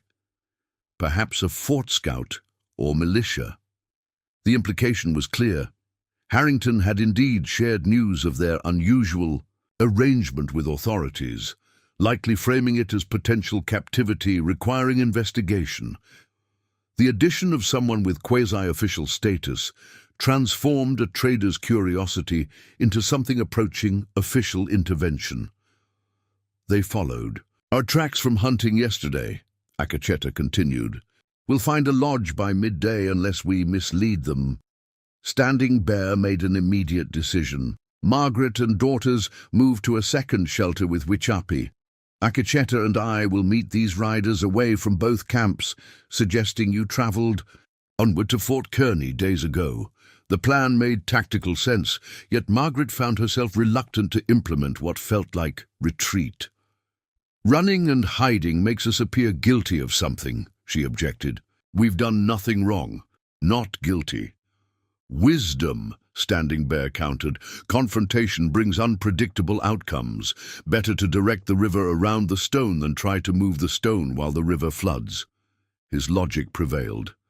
Within the hour, Margaret and her daughters had relocated to the secondary shelter, a smaller, more concealed structure they had prepared specifically for this contingency. Wichapi accompanied them, bringing essential supplies, while leaving enough materials in the main tipi to suggest temporary hunting absence, rather than permanent departure. From their hidden vantage point in a dense thicket, backed against a small rise, they could observe without being seen as Standing Bear and Akacheta intercepted the Harrington party well away from either camp. The conversation appeared tense, even at distance, with much gesturing and periodic consultation of what might have been a map. After nearly 30 minutes of discussion, the riders departed southward, not entirely satisfied, judging by their body language, but apparently accepting whatever explanations Standing Bear had provided. When the Lakota men returned to the secondary shelter, Standing Bear explained the encounter. They sought white women and children seen with Indians near Baldwin Creek. I told them truth transformed, that we found a family in a snowstorm, sheltered them until the weather improved, then directed them toward Fort Kearney 2 weeks past. Did they believe you? Elizabeth asked. Standing Bear's expression remained neutral. The one in soldier clothes doubted, wanted to search our camp. I said all are welcome as guests by Lakota custom, but reminded that the treaty allows no military entry to hunting grounds without permission from chiefs. This legal reminder, demonstrating Standing Bear's sophisticated understanding of treaty provisions that many settlers chose to ignore, had apparently created sufficient uncertainty to prevent immediate search. They go now to Fort Kearney, Standing Bear continued. We'll ask if the Mitchell family arrived. When no Mitchells are found there, they may return with more questions, perhaps more men. The threat, while temporarily averted, had clearly escalated. Their previously isolated existence had now entered frontier consciousness, transforming from private arrangement to potential public concern. The knowledge exchange that had flourished in isolation would face its greatest challenge as external. Forces sought to categorize and control what they perceived as boundary transgression. That evening, as they maintained heightened vigilance from their secondary shelter, Margaret realized they had reached the critical juncture Standing Bear had predicted weeks earlier. The spring thaw approached, both literal in the warming temperatures and metaphorical in the increased human activity across the prairie landscape. Choices postponed during winter's isolation could no longer be deferred. The Mitchell family stood at crossroads that would determine not just their immediate safety, but their future identity in a rapidly changing frontier world. For 3 tense days, the combined family maintained their position in the secondary shelter, a structure more concealed, but less comfortable than their main teepee. They limited outdoor activities to essential tasks, kept fires small and smokeless, and maintained constant vigilance through a rotation of lookouts positioned on the small rise that provided visibility across the surrounding prairie. On the 4th morning, Akacheta returned from dawn scouting with news that shifted their immediate concerns. Smoke from the east, he reported, crouching beside the small breakfast fire where Standing Bear and Margaret discussed the day's necessary activities. Many fires, perhaps a camp of my people moving north earlier than usual. Standing Bear considered this information with characteristic thoughtfulness. Which band? Too distant to be certain, Akacheta replied, but the pattern suggests Minakunju or perhaps Oglala. The potential proximity of a larger Lakota group introduced new dimensions to their already complex situation. Standing Bear explained to Margaret as Wichapi prepared a simple breakfast of pemmican mixed with early spring greens. Different bands follow different leaders, he clarified. Some maintain traditional separation from white settlements, others engage in limited trade. My own contacts with white military mark me as controversial among certain groups. Would they be hostile to us? Margaret asked, glancing toward her daughters, who were helping Wichapi with meal preparations, too far away to overhear their discussion. Not hostile, Standing Bear replied carefully, but questioning. A white family living with Lakota raises concerns on both sides of the divide. Some of my people fear white influence weakens traditional ways, just as some whites fear native influence threatens their civilization. Margaret nodded, understanding the parallels. Mirror fears. Yes, Standing Bear agreed, pleased by her perception. Fear wears different clothing, but speaks with the same voice in both camps. He made a decision, rising to his feet with quiet authority. I must investigate this band. If they are Miniconjou, as Akecheta suspects, the leader may be Black Eagle, who once fought beside my father. Such a connection might offer protection beyond what our small family can provide. The implications hung clearly in the morning air. Potential alliance with a larger Lakota group might deter further intervention from settlers like Harrington, but would also permanently align the Mitchell family with native interests in the eyes of white authorities. And if they object to our presence, Margaret asked directly. Standing Bear met her gaze with characteristic honesty. Then we face difficulty from both directions. White soldiers questioning why you remain with us, Lakota leaders questioning why we shelter you. He instructed Akecheta to continue monitoring both the distant Lakota encampment and potential approaches from the south where Harrington might return. Then, with minimal preparation, Standing Bear departed eastward to make contact with the newly arrived band. His absence altered the dynamics within their shelter, highlighting how central his quiet leadership had become to their collective security. Wichapi maintained outward calm, but Margaret noticed her frequent glances toward the eastern horizon as the day progressed. That evening, as they gathered around the small cooking fire within their concealed shelter, Elizabeth voiced the question that had likely occupied all their thoughts.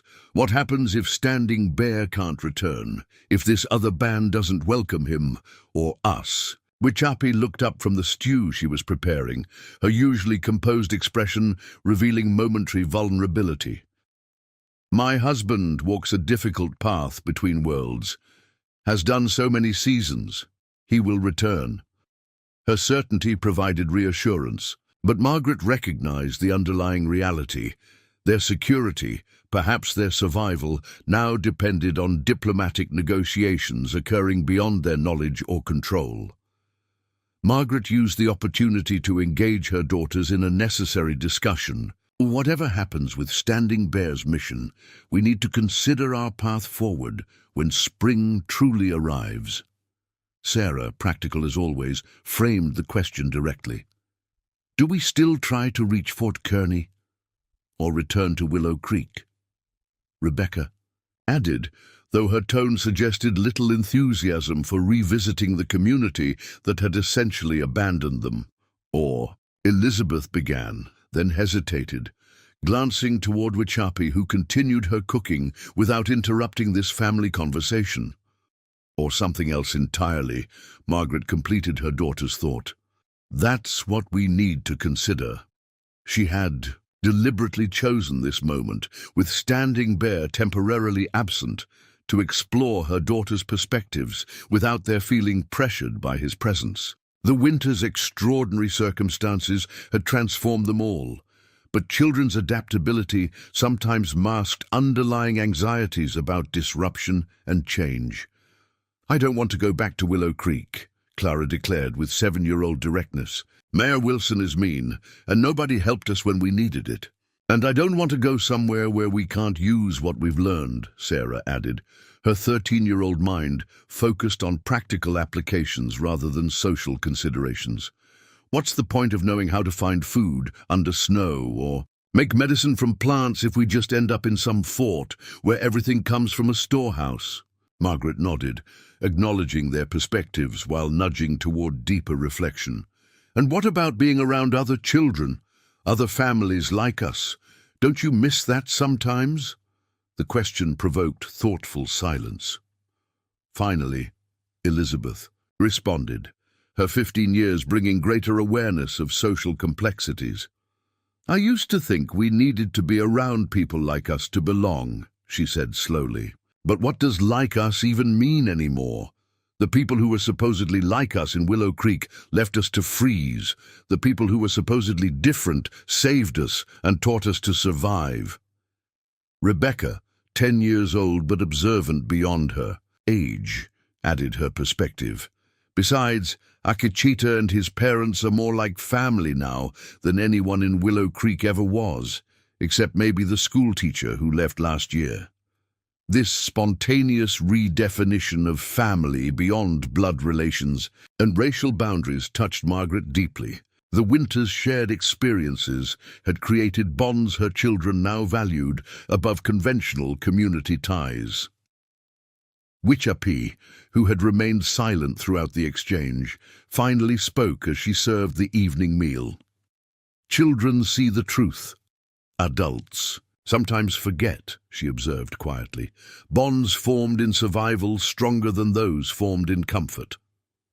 Late the following afternoon, Standing Bear returned, his expression revealing complex news before he spoke. The girls spotted him first, Clara calling out excitedly as his familiar figure appeared on the horizon. They gathered at the shelter's entrance, maintaining the discipline of not rushing out into open terrain, but barely containing their evident relief at his safe return. Once inside, Standing Bear confirmed Akecheta's assessment. The smoke, indeed, came from a significant Lakota encampment, primarily Miniconjou, with some Oglala families, moving north earlier than usual due to rumors of increased military patrols along their traditional spring routes. Black Eagle leads them, he explained, accepting the warm tea Wichapi prepared. As I hoped, he remembers my father with respect. Did you tell him about us? Elizabeth asked, unable to contain her curiosity. Standing Bear nodded, his expression suggesting the conversation had been complicated. Truth serves better than deception in such matters. I explained how we found your family in a snowstorm, how knowledge has been exchanged through winter moons. And, Margaret prompted when he paused, Black Eagle is considering, Standing Bear replied carefully. Such an arrangement between white family and Lakota creates questions for tribal leaders balancing traditional ways with changing times. He sipped his tea before continuing. He has invited us to bring you to their council tomorrow. They wish to see these white women who choose to learn Lakota ways rather than return to settlements. The invitation, essentially a summons to inspection and judgment, carried both opportunity and risk. Margaret understood immediately that their reception by this larger band would significantly influence their available options moving forward. Is it safe? She asked directly. You would be under my protection as guests, Standing Bear replied, and Black Eagle has given word of safe passage, but I cannot promise how all will receive you. Some young warriors question any cooperation with whites after broken treaties and encroachment on hunting grounds. Margaret weighed this honest assessment against their increasingly precarious position. Harrington and his quasi-military companion might return with reinforcements any day. Their small group lacked numbers for effective defense if confrontation arose. Alliance with Black Eagle's band offered potential protection and legitimacy that their isolated family unit couldn't provide alone. We'll go, she decided, meeting the Standing Bear's gaze with determined clarity. All of us together. The journey to the Lakota encampment the following morning required careful preparation. Margaret and her daughters wore clothing that represented their unique position, frontier dresses adapted with Lakota-influenced elements that Whichapi had helped them create during winter months. They were neither attempting to appear as native women nor presenting as conventional settlers, but rather acknowledging the cultural bridge they now occupied. Standing Bear insisted they travel as a family unit rather than separate groups, positioning himself at the front, with Margaret and Elizabeth immediately behind, Whichapi and the younger girls in the middle, and Akacheta bringing up the rear. This formation conveyed both protection and unity as they approached the sprawling camp that had appeared on the eastern horizon. The encampment proved larger than Margaret had anticipated, perhaps 40 teepees arranged in traditional circular pattern, with horses picketed nearby and the everyday activities of several hundred people creating a busy, self-contained community. Their approach drew immediate attention, activities pausing as adults noticed the unusual group walking deliberately toward the central council area. Standing Bear maintained dignified confidence as they entered the camp's outer perimeter, acknowledging greetings from those who recognized him, while continuing purposefully toward a large tipi decorated with symbols of tribal leadership. Children stared openly at the Mitchell girls, their curiosity unmasked by adult restraint. Dogs barked and circled their procession until called back by their owners. Outside, the council teepee stood several older men, including one whose bearing and ceremonial attire marked him as a significant leader. Black Eagle, Margaret surmised, correctly. His weathered face revealed little emotion as they approached, though his gaze moved assessingly over each member of their group. Standing Bear stopped at a respectful distance, speaking first in Lakota, a formal greeting Margaret had heard him practice that morning before switching to English for the benefit of her family. Black Eagle, I bring my family and our winter companions as invited for council, he said simply. The older chief nodded once, his English heavily accented but clear. We will speak inside. The women and children may rest at fire while men talk. Standing, Bear glanced at Margaret, a subtle communication passing between them before he responded. With respect, elder brother, the Mitchell woman should join our council. She leads her family as I lead mine. Her voice should be heard in matters concerning their future. This request, unconventional by both Lakota and white standards, created a momentary tension. Black Eagle studied Margaret with increased interest, seeming to reassess based on Standing Bear's unexpected advocacy. After a measured silence, he nodded again. Unusual times may require unusual councils. The mother may enter, others will wait. Margaret squeezed Elizabeth's hand reassuringly before following Standing Bear and Black Eagle into the council tipi, where several other men of evident status awaited. The interior, much larger than their winter shelter, allowed for a formal circle around a central fire. Margaret was directed to sit beside Standing Bear, the only woman among a dozen tribal leaders. What followed was unlike any negotiation Margaret had previously witnessed. Black Eagle began by asking Standing Bear to recount their winter arrangement, in full detail, interrupting occasionally for clarification, but otherwise listening with complete attention. Other council members remained silent during this initial narrative, though their expressions revealed varying reactions from skepticism to interest. When Standing Bear finished, Black Eagle turned to Margaret. Now we would hear the woman's words. Why does White Mother with 5 daughters choose Lakota shelter over returning to her own people? The directness of the question cut through potential diplomatic evasions. Margaret recognized that honesty would serve better than calculation in this forum. Our own people abandoned us to die, she replied simply. When my husband passed, our settlement decided 5 daughters and a widow required more resources than they wished to provide. They offered to separate our family, sending my older girls to work as servants, while my youngest and I became dependent on charity. She met Black Eagle's steady gaze. Standing Bear and his family offered something different, not charity, but partnership. They taught us to provide for ourselves in ways our own community never bothered to share. They respected us as capable, rather than treating us as burdens. One of the younger council members spoke in Lakota, his tone suggesting skepticism. Black Eagle responded briefly, before translating for Margaret's benefit.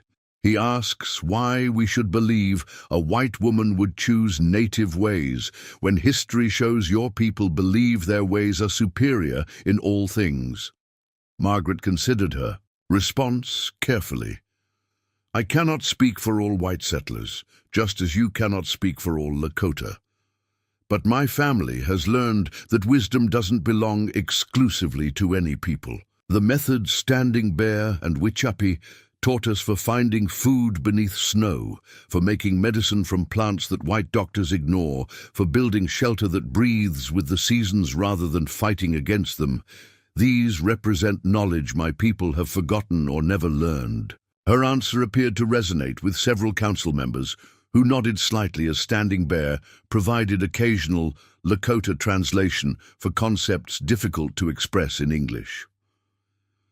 The questioning continued for nearly an hour, probing Margaret's intentions, her understanding of territorial disputes between settlers and native peoples, and her plans once full spring arrived. Throughout, she maintained honest directness, neither apologizing for her settler origins nor pretending to fully embrace Lakota identity. We stand between worlds now, she explained when asked where her family might ultimately settle.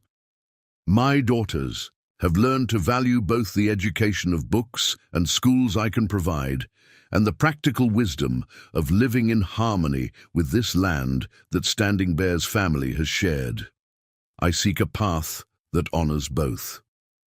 As the council session concluded, Black Eagle conferred briefly with his advisors before addressing Margaret and Standing Bear together. Your unusual arrangement creates questions among both my people and yours, he acknowledged. Some young warriors believe any cooperation with whites weakens our resistance against those who take our hunting grounds. Some of your settlements would view your daughters as requiring rescue rather than respecting your choices.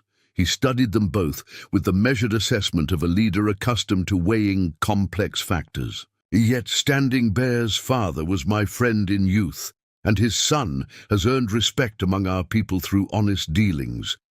The woman speaks with a straight tongue rather than forked words we often hear from white leaders. His decision, when delivered, offered neither complete acceptance or rejection.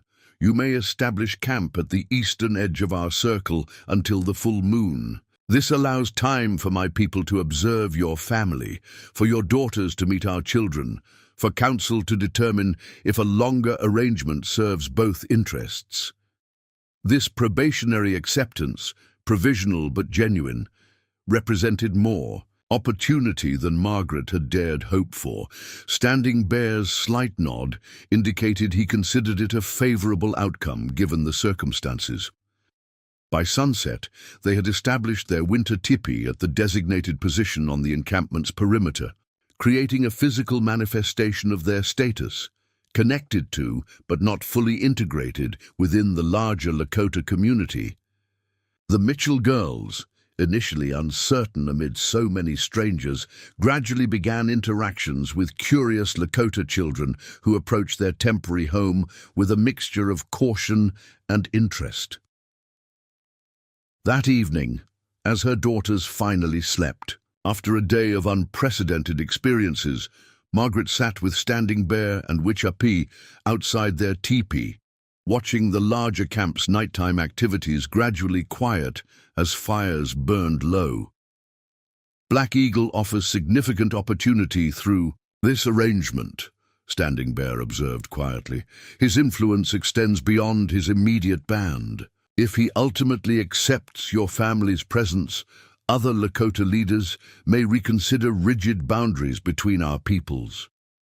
And if military authorities or settlers like Harrington return, Margaret asked, voicing the concern that remained despite their provisional acceptance. Black Eagle's band represents serious consideration for even military commanders, Standing Bear replied. Confrontation with an established group differs greatly from questioning an isolated family. Documentation exists at Fort Kearney acknowledging Black Eagle as a legitimate representative of Minneconjou interests. The practical protection offered by association with a recognized tribal leader provided immediate security. Yet Margaret recognized that their situation remained fundamentally liminal, existing in the uncertain threshold between established categories. We belong nowhere and everywhere, she mused, watching distant campfires flicker across the expansive circle of teepees, not fully settled, not fully Lakota. Perhaps such an in-between place becomes its own belonging, Wichapi suggested, her perspective as wife to a cultural intermediary offering unique insight. New paths formed where old paths meet. The philosophical possibility resonated with Margaret's emerging understanding of their situation. The winter's extraordinary circumstances had placed her family on a journey without a clear destination, one that challenged fundamental assumptions about identity, community, and belonging. 3 days into their probationary residence, an unexpected development accelerated their decision timeline. Ekacheta, maintaining his scouting responsibilities despite their changed location, reported riders approaching from the southwest, a group larger than Harrington's previous party, with distinctive military uniformity to their formation.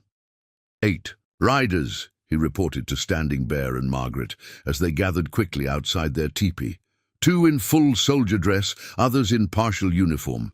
They follow our trail from winter camp. The approach of what appeared to be official military delegation rather than frontier militia created immediate implications for their situation. Standing Bear immediately sought audience with Black Eagle, returning shortly with both the chief and 2 respected warriors. Military approaches with questions, Black Eagle confirmed after hearing Akacheta's report. Better to meet them beyond camp boundaries than allow entry to our circle. He studied Margaret thoughtfully. This matter concerns your family directly. You should accompany our greeting party to speak your own truth. The invitation to participate in diplomatic engagement, rather than being spoken for, represented significant respect. Margaret nodded agreement, asking Elizabeth to maintain responsibility for her younger sisters during this critical interaction. As they prepared to depart, 15-year-old Elizabeth pulled her mother aside, her expression reflecting maturity. Beyond her years, whatever happens, we don't want to be separated, she said quietly, clearly speaking for all her sisters. Not from each other, and not from Standing Bear's family. We've survived because we stayed together. The statement, simple, yet profound in its clarity, crystallized Margaret's evolving perspective. Whatever options emerged from the approaching confrontation, maintaining the connections that had sustained them through winter remained her daughter's priority. Their identity had fundamentally shifted, no longer defined primarily by settlement, expectations, but by relationships that transcended conventional boundaries. I understand, Margaret assured her eldest, embracing her briefly before joining Standing Bear, Black Eagle, and the 2 warriors for the ride toward their approaching visitors. The small delegation departed with clear purpose, positioning themselves strategically on a small rise that provided both visibility and tactical advantage for the coming encounter. As the military party came into clear view, Margaret recognized the significance of the moment. The choices made in the coming hours would determine not just their immediate circumstances, but their future identity in a rapidly transforming frontier world. The Mitchell family stood at crossroads that offered no simple return to former certainties, only the possibility of forging new paths through unprecedented terrain. The small delegation positioned themselves atop the gentle rise, presenting a dignified reception committee rather than a defensive barrier. Black Eagle took central position with Standing Bear and Margaret flanking him, while the two warriors maintained slightly distanced positions that suggested both respect and vigilance. They waited in composed silence as the military party approached. Dust rising from the horses' hooves in the late March sunshine, Margaret studied the oncoming riders with growing certainty that this encounter would define their future path. The two men in full military uniform, an officer and sergeant, judging by their insignia, led the formation. Behind them rode 6 men in partial uniform, suggesting militia or scout status rather than regular army. James Harrington's distinctive bearded profile was visible among them, confirming Margaret's suspicion that the trader had escalated his concerns to official channels. As the riders drew within proper speaking distance, Black Eagle raised his hand in a universal gesture for halt. The officer, a captain by his shoulder boards, signaled his party to stop, studying the reception committee with evident surprise at its composition. "I am Captain Robert Langley, United States Army, Fort Kearny Command," he announced formally. "I seek information regarding settlers reported to be living among natives in this territory." His gaze moved from Black Eagle to Margaret with poorly concealed astonishment at finding a white woman accompanying Lakota leadership. Harrington, positioned several horses back, wore an expression suggesting vindication of his reports. Black Eagle responded with the measured dignity of a leader accustomed to diplomatic engagement. "I am Black Eagle, representing Minneconjou, Lakota. This woman Mitchell speaks for herself. Standing Bear speaks for his family, who sheltered hers through winter moons." Captain Langley focused on Margaret, reassessing the situation based on her apparently voluntary presence. "Mrs. Mitchell, James Harrington reported finding a white woman and children living under concerning circumstances with natives. Is that you?" Margaret met his gaze directly, understanding the critical importance of establishing agency rather than victimhood from the beginning. "I am Margaret Mitchell, formerly of Willow Creek Settlement. My 5 daughters and I were abandoned by our community after my husband's death. When winter storms threatened our lives, Standing Bear's family provided shelter and taught us survival skills that saved us from certain death." The captain's expression revealed a struggle between preconceptions and the evidence before him. "And you remain with them voluntarily. You and your children are under no compulsion or restraint." "Entirely voluntarily," Margaret confirmed, her voice steady with conviction. "Our arrangement has been one of mutual exchange and benefit, not captivity." Harrington urged his horse forward, addressing the captain without awaiting permission. "Sir, with respect, the woman may feel compelled to speak favorably while in their presence. If you would allow me to—" "Mr. Harrington, you've fulfilled your duty by reporting your concerns," Langley interrupted with the clipped authority of a professional soldier addressing a civilian. "Please allow me to conduct official inquiries without interference." The rebuke, though mild, established proper protocol and prevented Harrington from dominating the interaction. Margaret noted the captain's professionalism with cautious optimism. Perhaps here was an official capable of seeing beyond simplistic narratives about Indian captives and settler victims. Captain Langley returned his attention to Margaret. "Mrs. Mitchell, I'm obligated to investigate reported concerns about settler welfare in territories under military jurisdiction. Would you and your children be willing to accompany us to Fort Kearny for proper debriefing and assessment of your situation?" The question, phrased as request rather than command, nonetheless carried a clear expectation that Margaret would naturally prefer returning to civilization now that military escort was available. Before she could respond, Black Eagle spoke with quiet authority. "Mitchell's family are currently guests of Minneconjou camp under my protection," he stated. Treaty recognizes the rights of Lakota to determine visitors within our territory. If a woman chooses to remain as guest, the military has no standing to demand otherwise. This assertion of sovereign authority, technically accurate under treaties, that remained valid despite frequent violations, shifted the diplomatic terrain. Captain Langley straightened in his saddle, recognizing the delicate balance between military objectives and avoiding unnecessary conflict with a significant Lakota band. "No demands have been made, Chief Black Eagle," he clarified carefully. "My inquiry was directed to Mrs. Mitchell regarding her preferences." All attention returned to Margaret, the critical decision now plainly before her. She felt the weight of responsibility, not just for her daughter's immediate safety, but for their future identity and relationship with both cultures that had shaped their extraordinary winter journey. "Captain Langley, I appreciate the Army's concern for our welfare," she began, choosing words that acknowledged his authority while maintaining her autonomy. "However, our winter experience has transformed our understanding of survival on these plains. My daughters and I have learned irreplaceable skills from Standing Bear's family that will serve us regardless of where we ultimately settle." She gestured toward the Lakota encampment visible in the distance.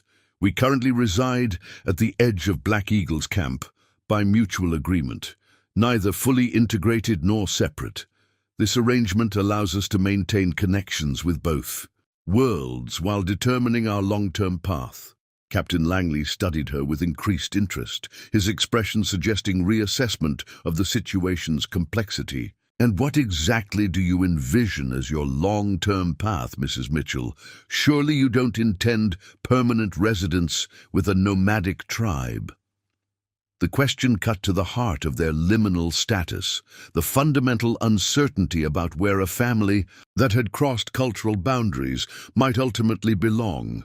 Margaret had considered this question extensively during their winter isolation, but Black Eagle's provisional acceptance had opened possibilities previously unimagined.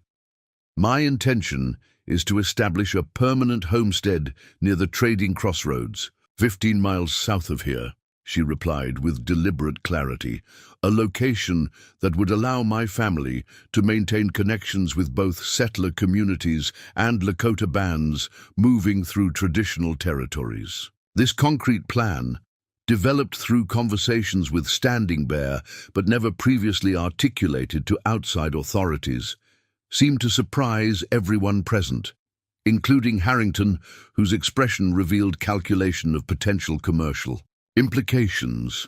"A homestead requires filing proper claims with territorial authorities," Captain Langley observed, neither endorsing nor rejecting her proposal, "and construction beyond what a woman with 5 young daughters could reasonably manage."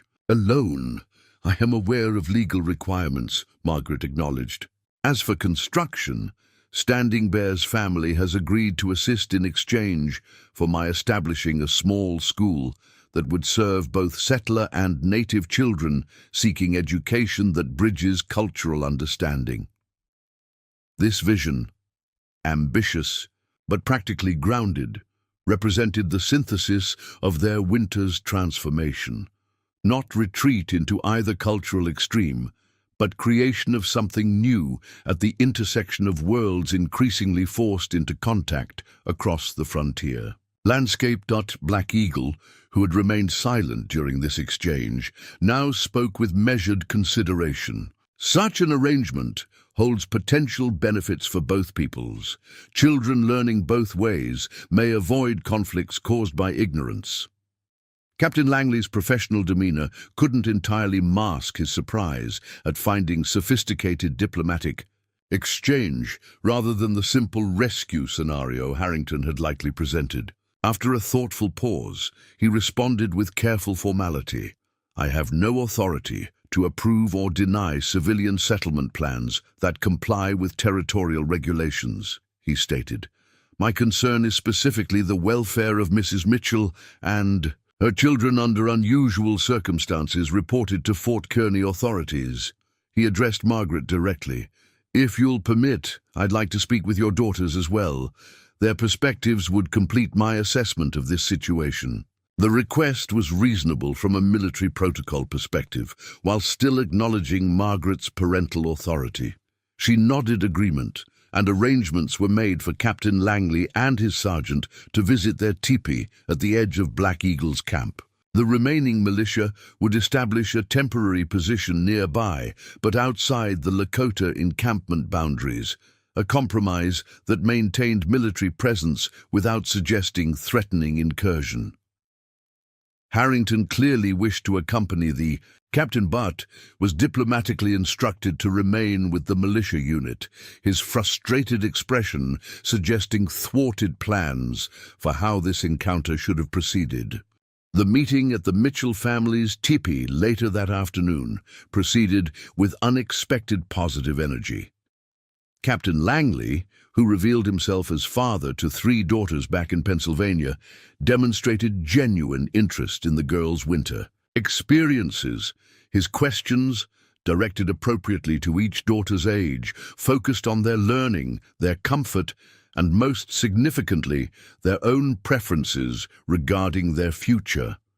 Elizabeth, speaking with the poise of a young woman rather than child, described specific survival skills she had mastered under Akacheta's guidance. Sarah displayed practical knowledge of plant medicines that clearly impressed the captain's sergeant, himself a frontier-raised soldier with appreciation for indigenous knowledge.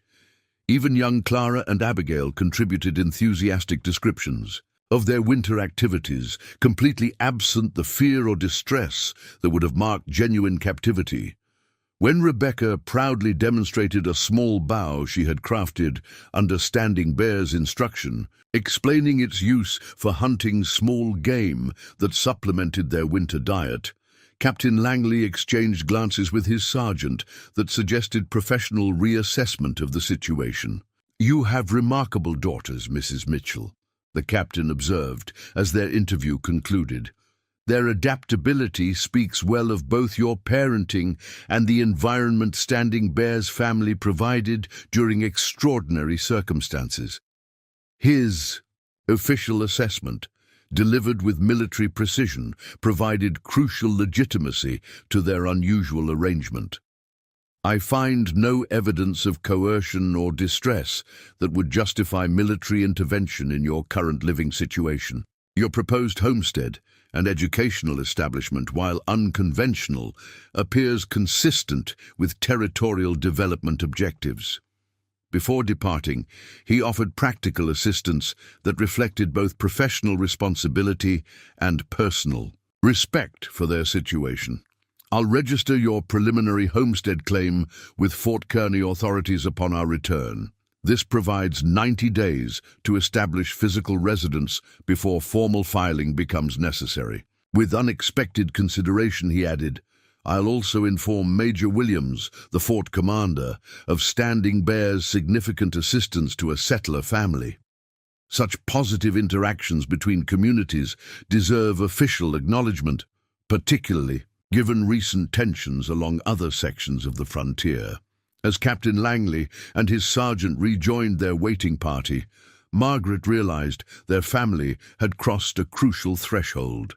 Official military assessment had neither rejected their unconventional arrangement nor demanded immediate return to conventional settler society. Instead, it had acknowledged their agency in crafting a new path that respected both cultural traditions while creating something unique at their intersection. That evening, a council fire burned at the center of Black Eagle's camp, larger than usual to accommodate the expanded circle of participants. The Mitchell family sat between Standing Bear's family and selected tribal leaders, their position physically manifesting their bridging status within the community. Margaret noted several younger warriors whose initially suspicious expressions had softened after Captain Langley's respectful interactions demonstrated that not all military representatives approach native communities with hostility or contempt. Black Eagle opened the council with formal acknowledgement of recent developments. Today, we witnessed an unusual meeting between worlds often separated by mistrust, he observed, the firelight casting deep shadows across his weathered features. Military men came seeking white captives, found instead families sharing knowledge across boundaries others believe cannot be crossed. His gaze moved deliberately around the circle, including the Mitchell girls in his address, rather than speaking only to adults. Council has considered the Mitchell family at the edge of our camp. Standing Bear speaks of winter moons, where knowledge passed between lodges like water between cupped hands, not diminished by sharing but sustaining all who receive. The poetic phrasing translated beautifully even through language differences, capturing the essence of their extraordinary winter exchange. Margaret felt Elizabeth's hand slip into hers as the chief continued. Mitchell's mother speaks of building a permanent lodge near trading paths, establishing a place where children of both peoples might learn each other's wisdom. Black Eagle's expression remained solemn, though Margaret detected subtle approval in his tone. Such a vision requires courage from both sides of the divided river, requires those willing to build bridges rather than barriers. The council's decision, when delivered, offered more than Margaret had dared hope for. Miniconjou Council grants Mitchell family status of Tiospaye Mitawa, connected family, not Lakota by blood, but bound by shared experience and mutual respect. The Standing Bears family will continue guiding their path between worlds, and when necessary, our warriors will ensure their protection against those who understand only separation, not connection. This designation, neither full adoption nor mere tolerance, created a formalized relationship unprecedented in either culture's traditional structures. It acknowledged the Mitchell family's unique position while extending meaningful protection beyond what isolated settlers could typically expect. In practical terms, it meant Lakota riders would occasionally visit their homestead, ensuring their safety during vulnerable early establishment. It meant Margaret's proposed school would receive Black Eagle's endorsement, encouraging participation from Lakota families interested in preparing their children for changing frontier realities. Most significantly, it meant the Mitchell family's bridge-building vision had official sanction from both military authorities and tribal leadership, a rare convergence of approval from usually opposing power structures. The following weeks brought their winter's transformation into tangible reality. With Captain Langley's preliminary claim registration providing legal foundation, Margaret selected a homestead location that balanced practical considerations with symbolic significance. A gentle rise overlooking Baldwin Creek, positioned almost exactly halfway between established trade routes and traditional Lakota seasonal camping grounds. Standing Bear and Akacheta, assisted by several young men from Black Eagle's band, helped construct a sturdy central cabin of traditional frontier, designed but incorporating elements of Lakota. Practical wisdom, specialized ventilation systems that prevented smoke accumulation while minimizing heat loss, strategic positioning that utilized natural landscape features for weather protection, and interior storage arrangements that maximized preservation of gathered resources regardless of season. Adjacent to the main cabin, they established a separate structure specifically designed as a schoolhouse, larger than typical frontier educational buildings, with flexible interior arrangements that could accommodate both conventional classroom activities and the circular teaching patterns preferred in Lakota. Knowledge transmission. Margaret's vision extended beyond physical structures to establishing practical systems for sustainable living that incorporated lessons from both cultural traditions. Kitchen gardens followed conventional settler planting patterns, but included native plants Elizabeth had learned to cultivate under Wichapi's guidance. Food storage combined frontier preservation techniques with Lakota methods for maintaining nutritional value through winter months.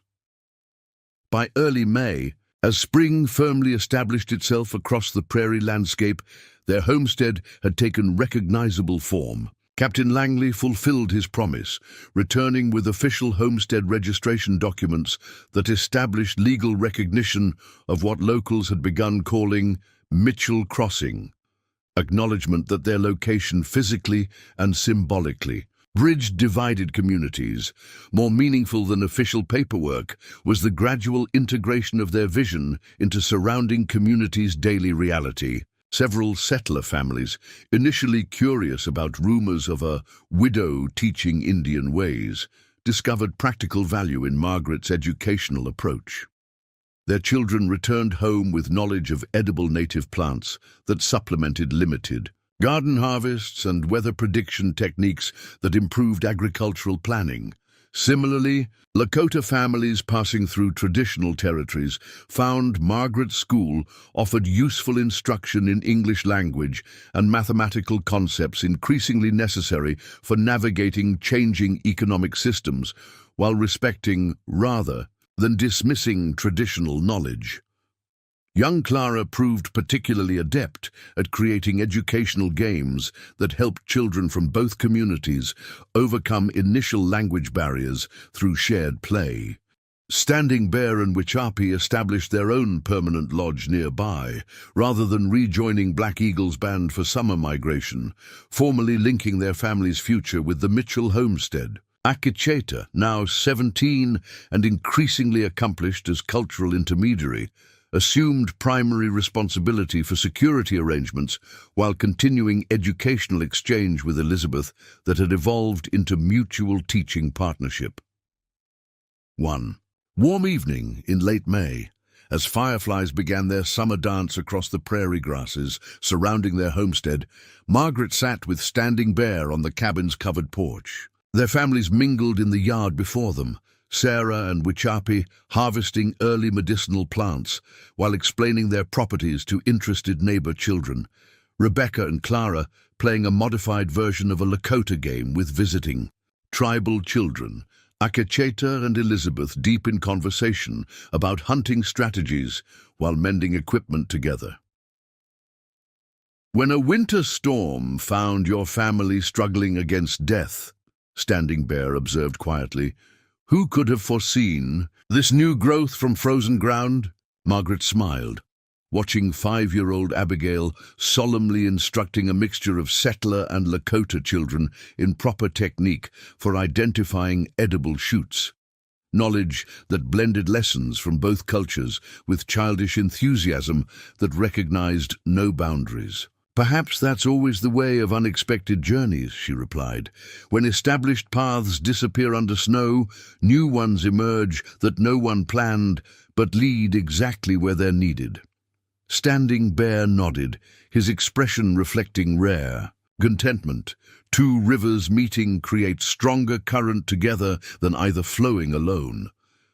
The metaphor captured perfectly what they had built together. Not erasure of distinct cultural currents, but deliberate confluence that created something more powerful through connection rather than separation. Their winter of survival necessity had transformed into a spring of purposeful bridge building, establishing a model for coexistence that challenged fundamental assumptions about identity and belonging on America's contested frontier. As darkness settled across the prairie and lamplight illuminated their shared homestead, Margaret recognized that their extraordinary journey had never truly been about mere physical survival. The harsh winter that should have claimed her family had instead revealed new possibilities for living with purpose that honored both her own heritage and the profound wisdom she had discovered in a culture previously unknown to her.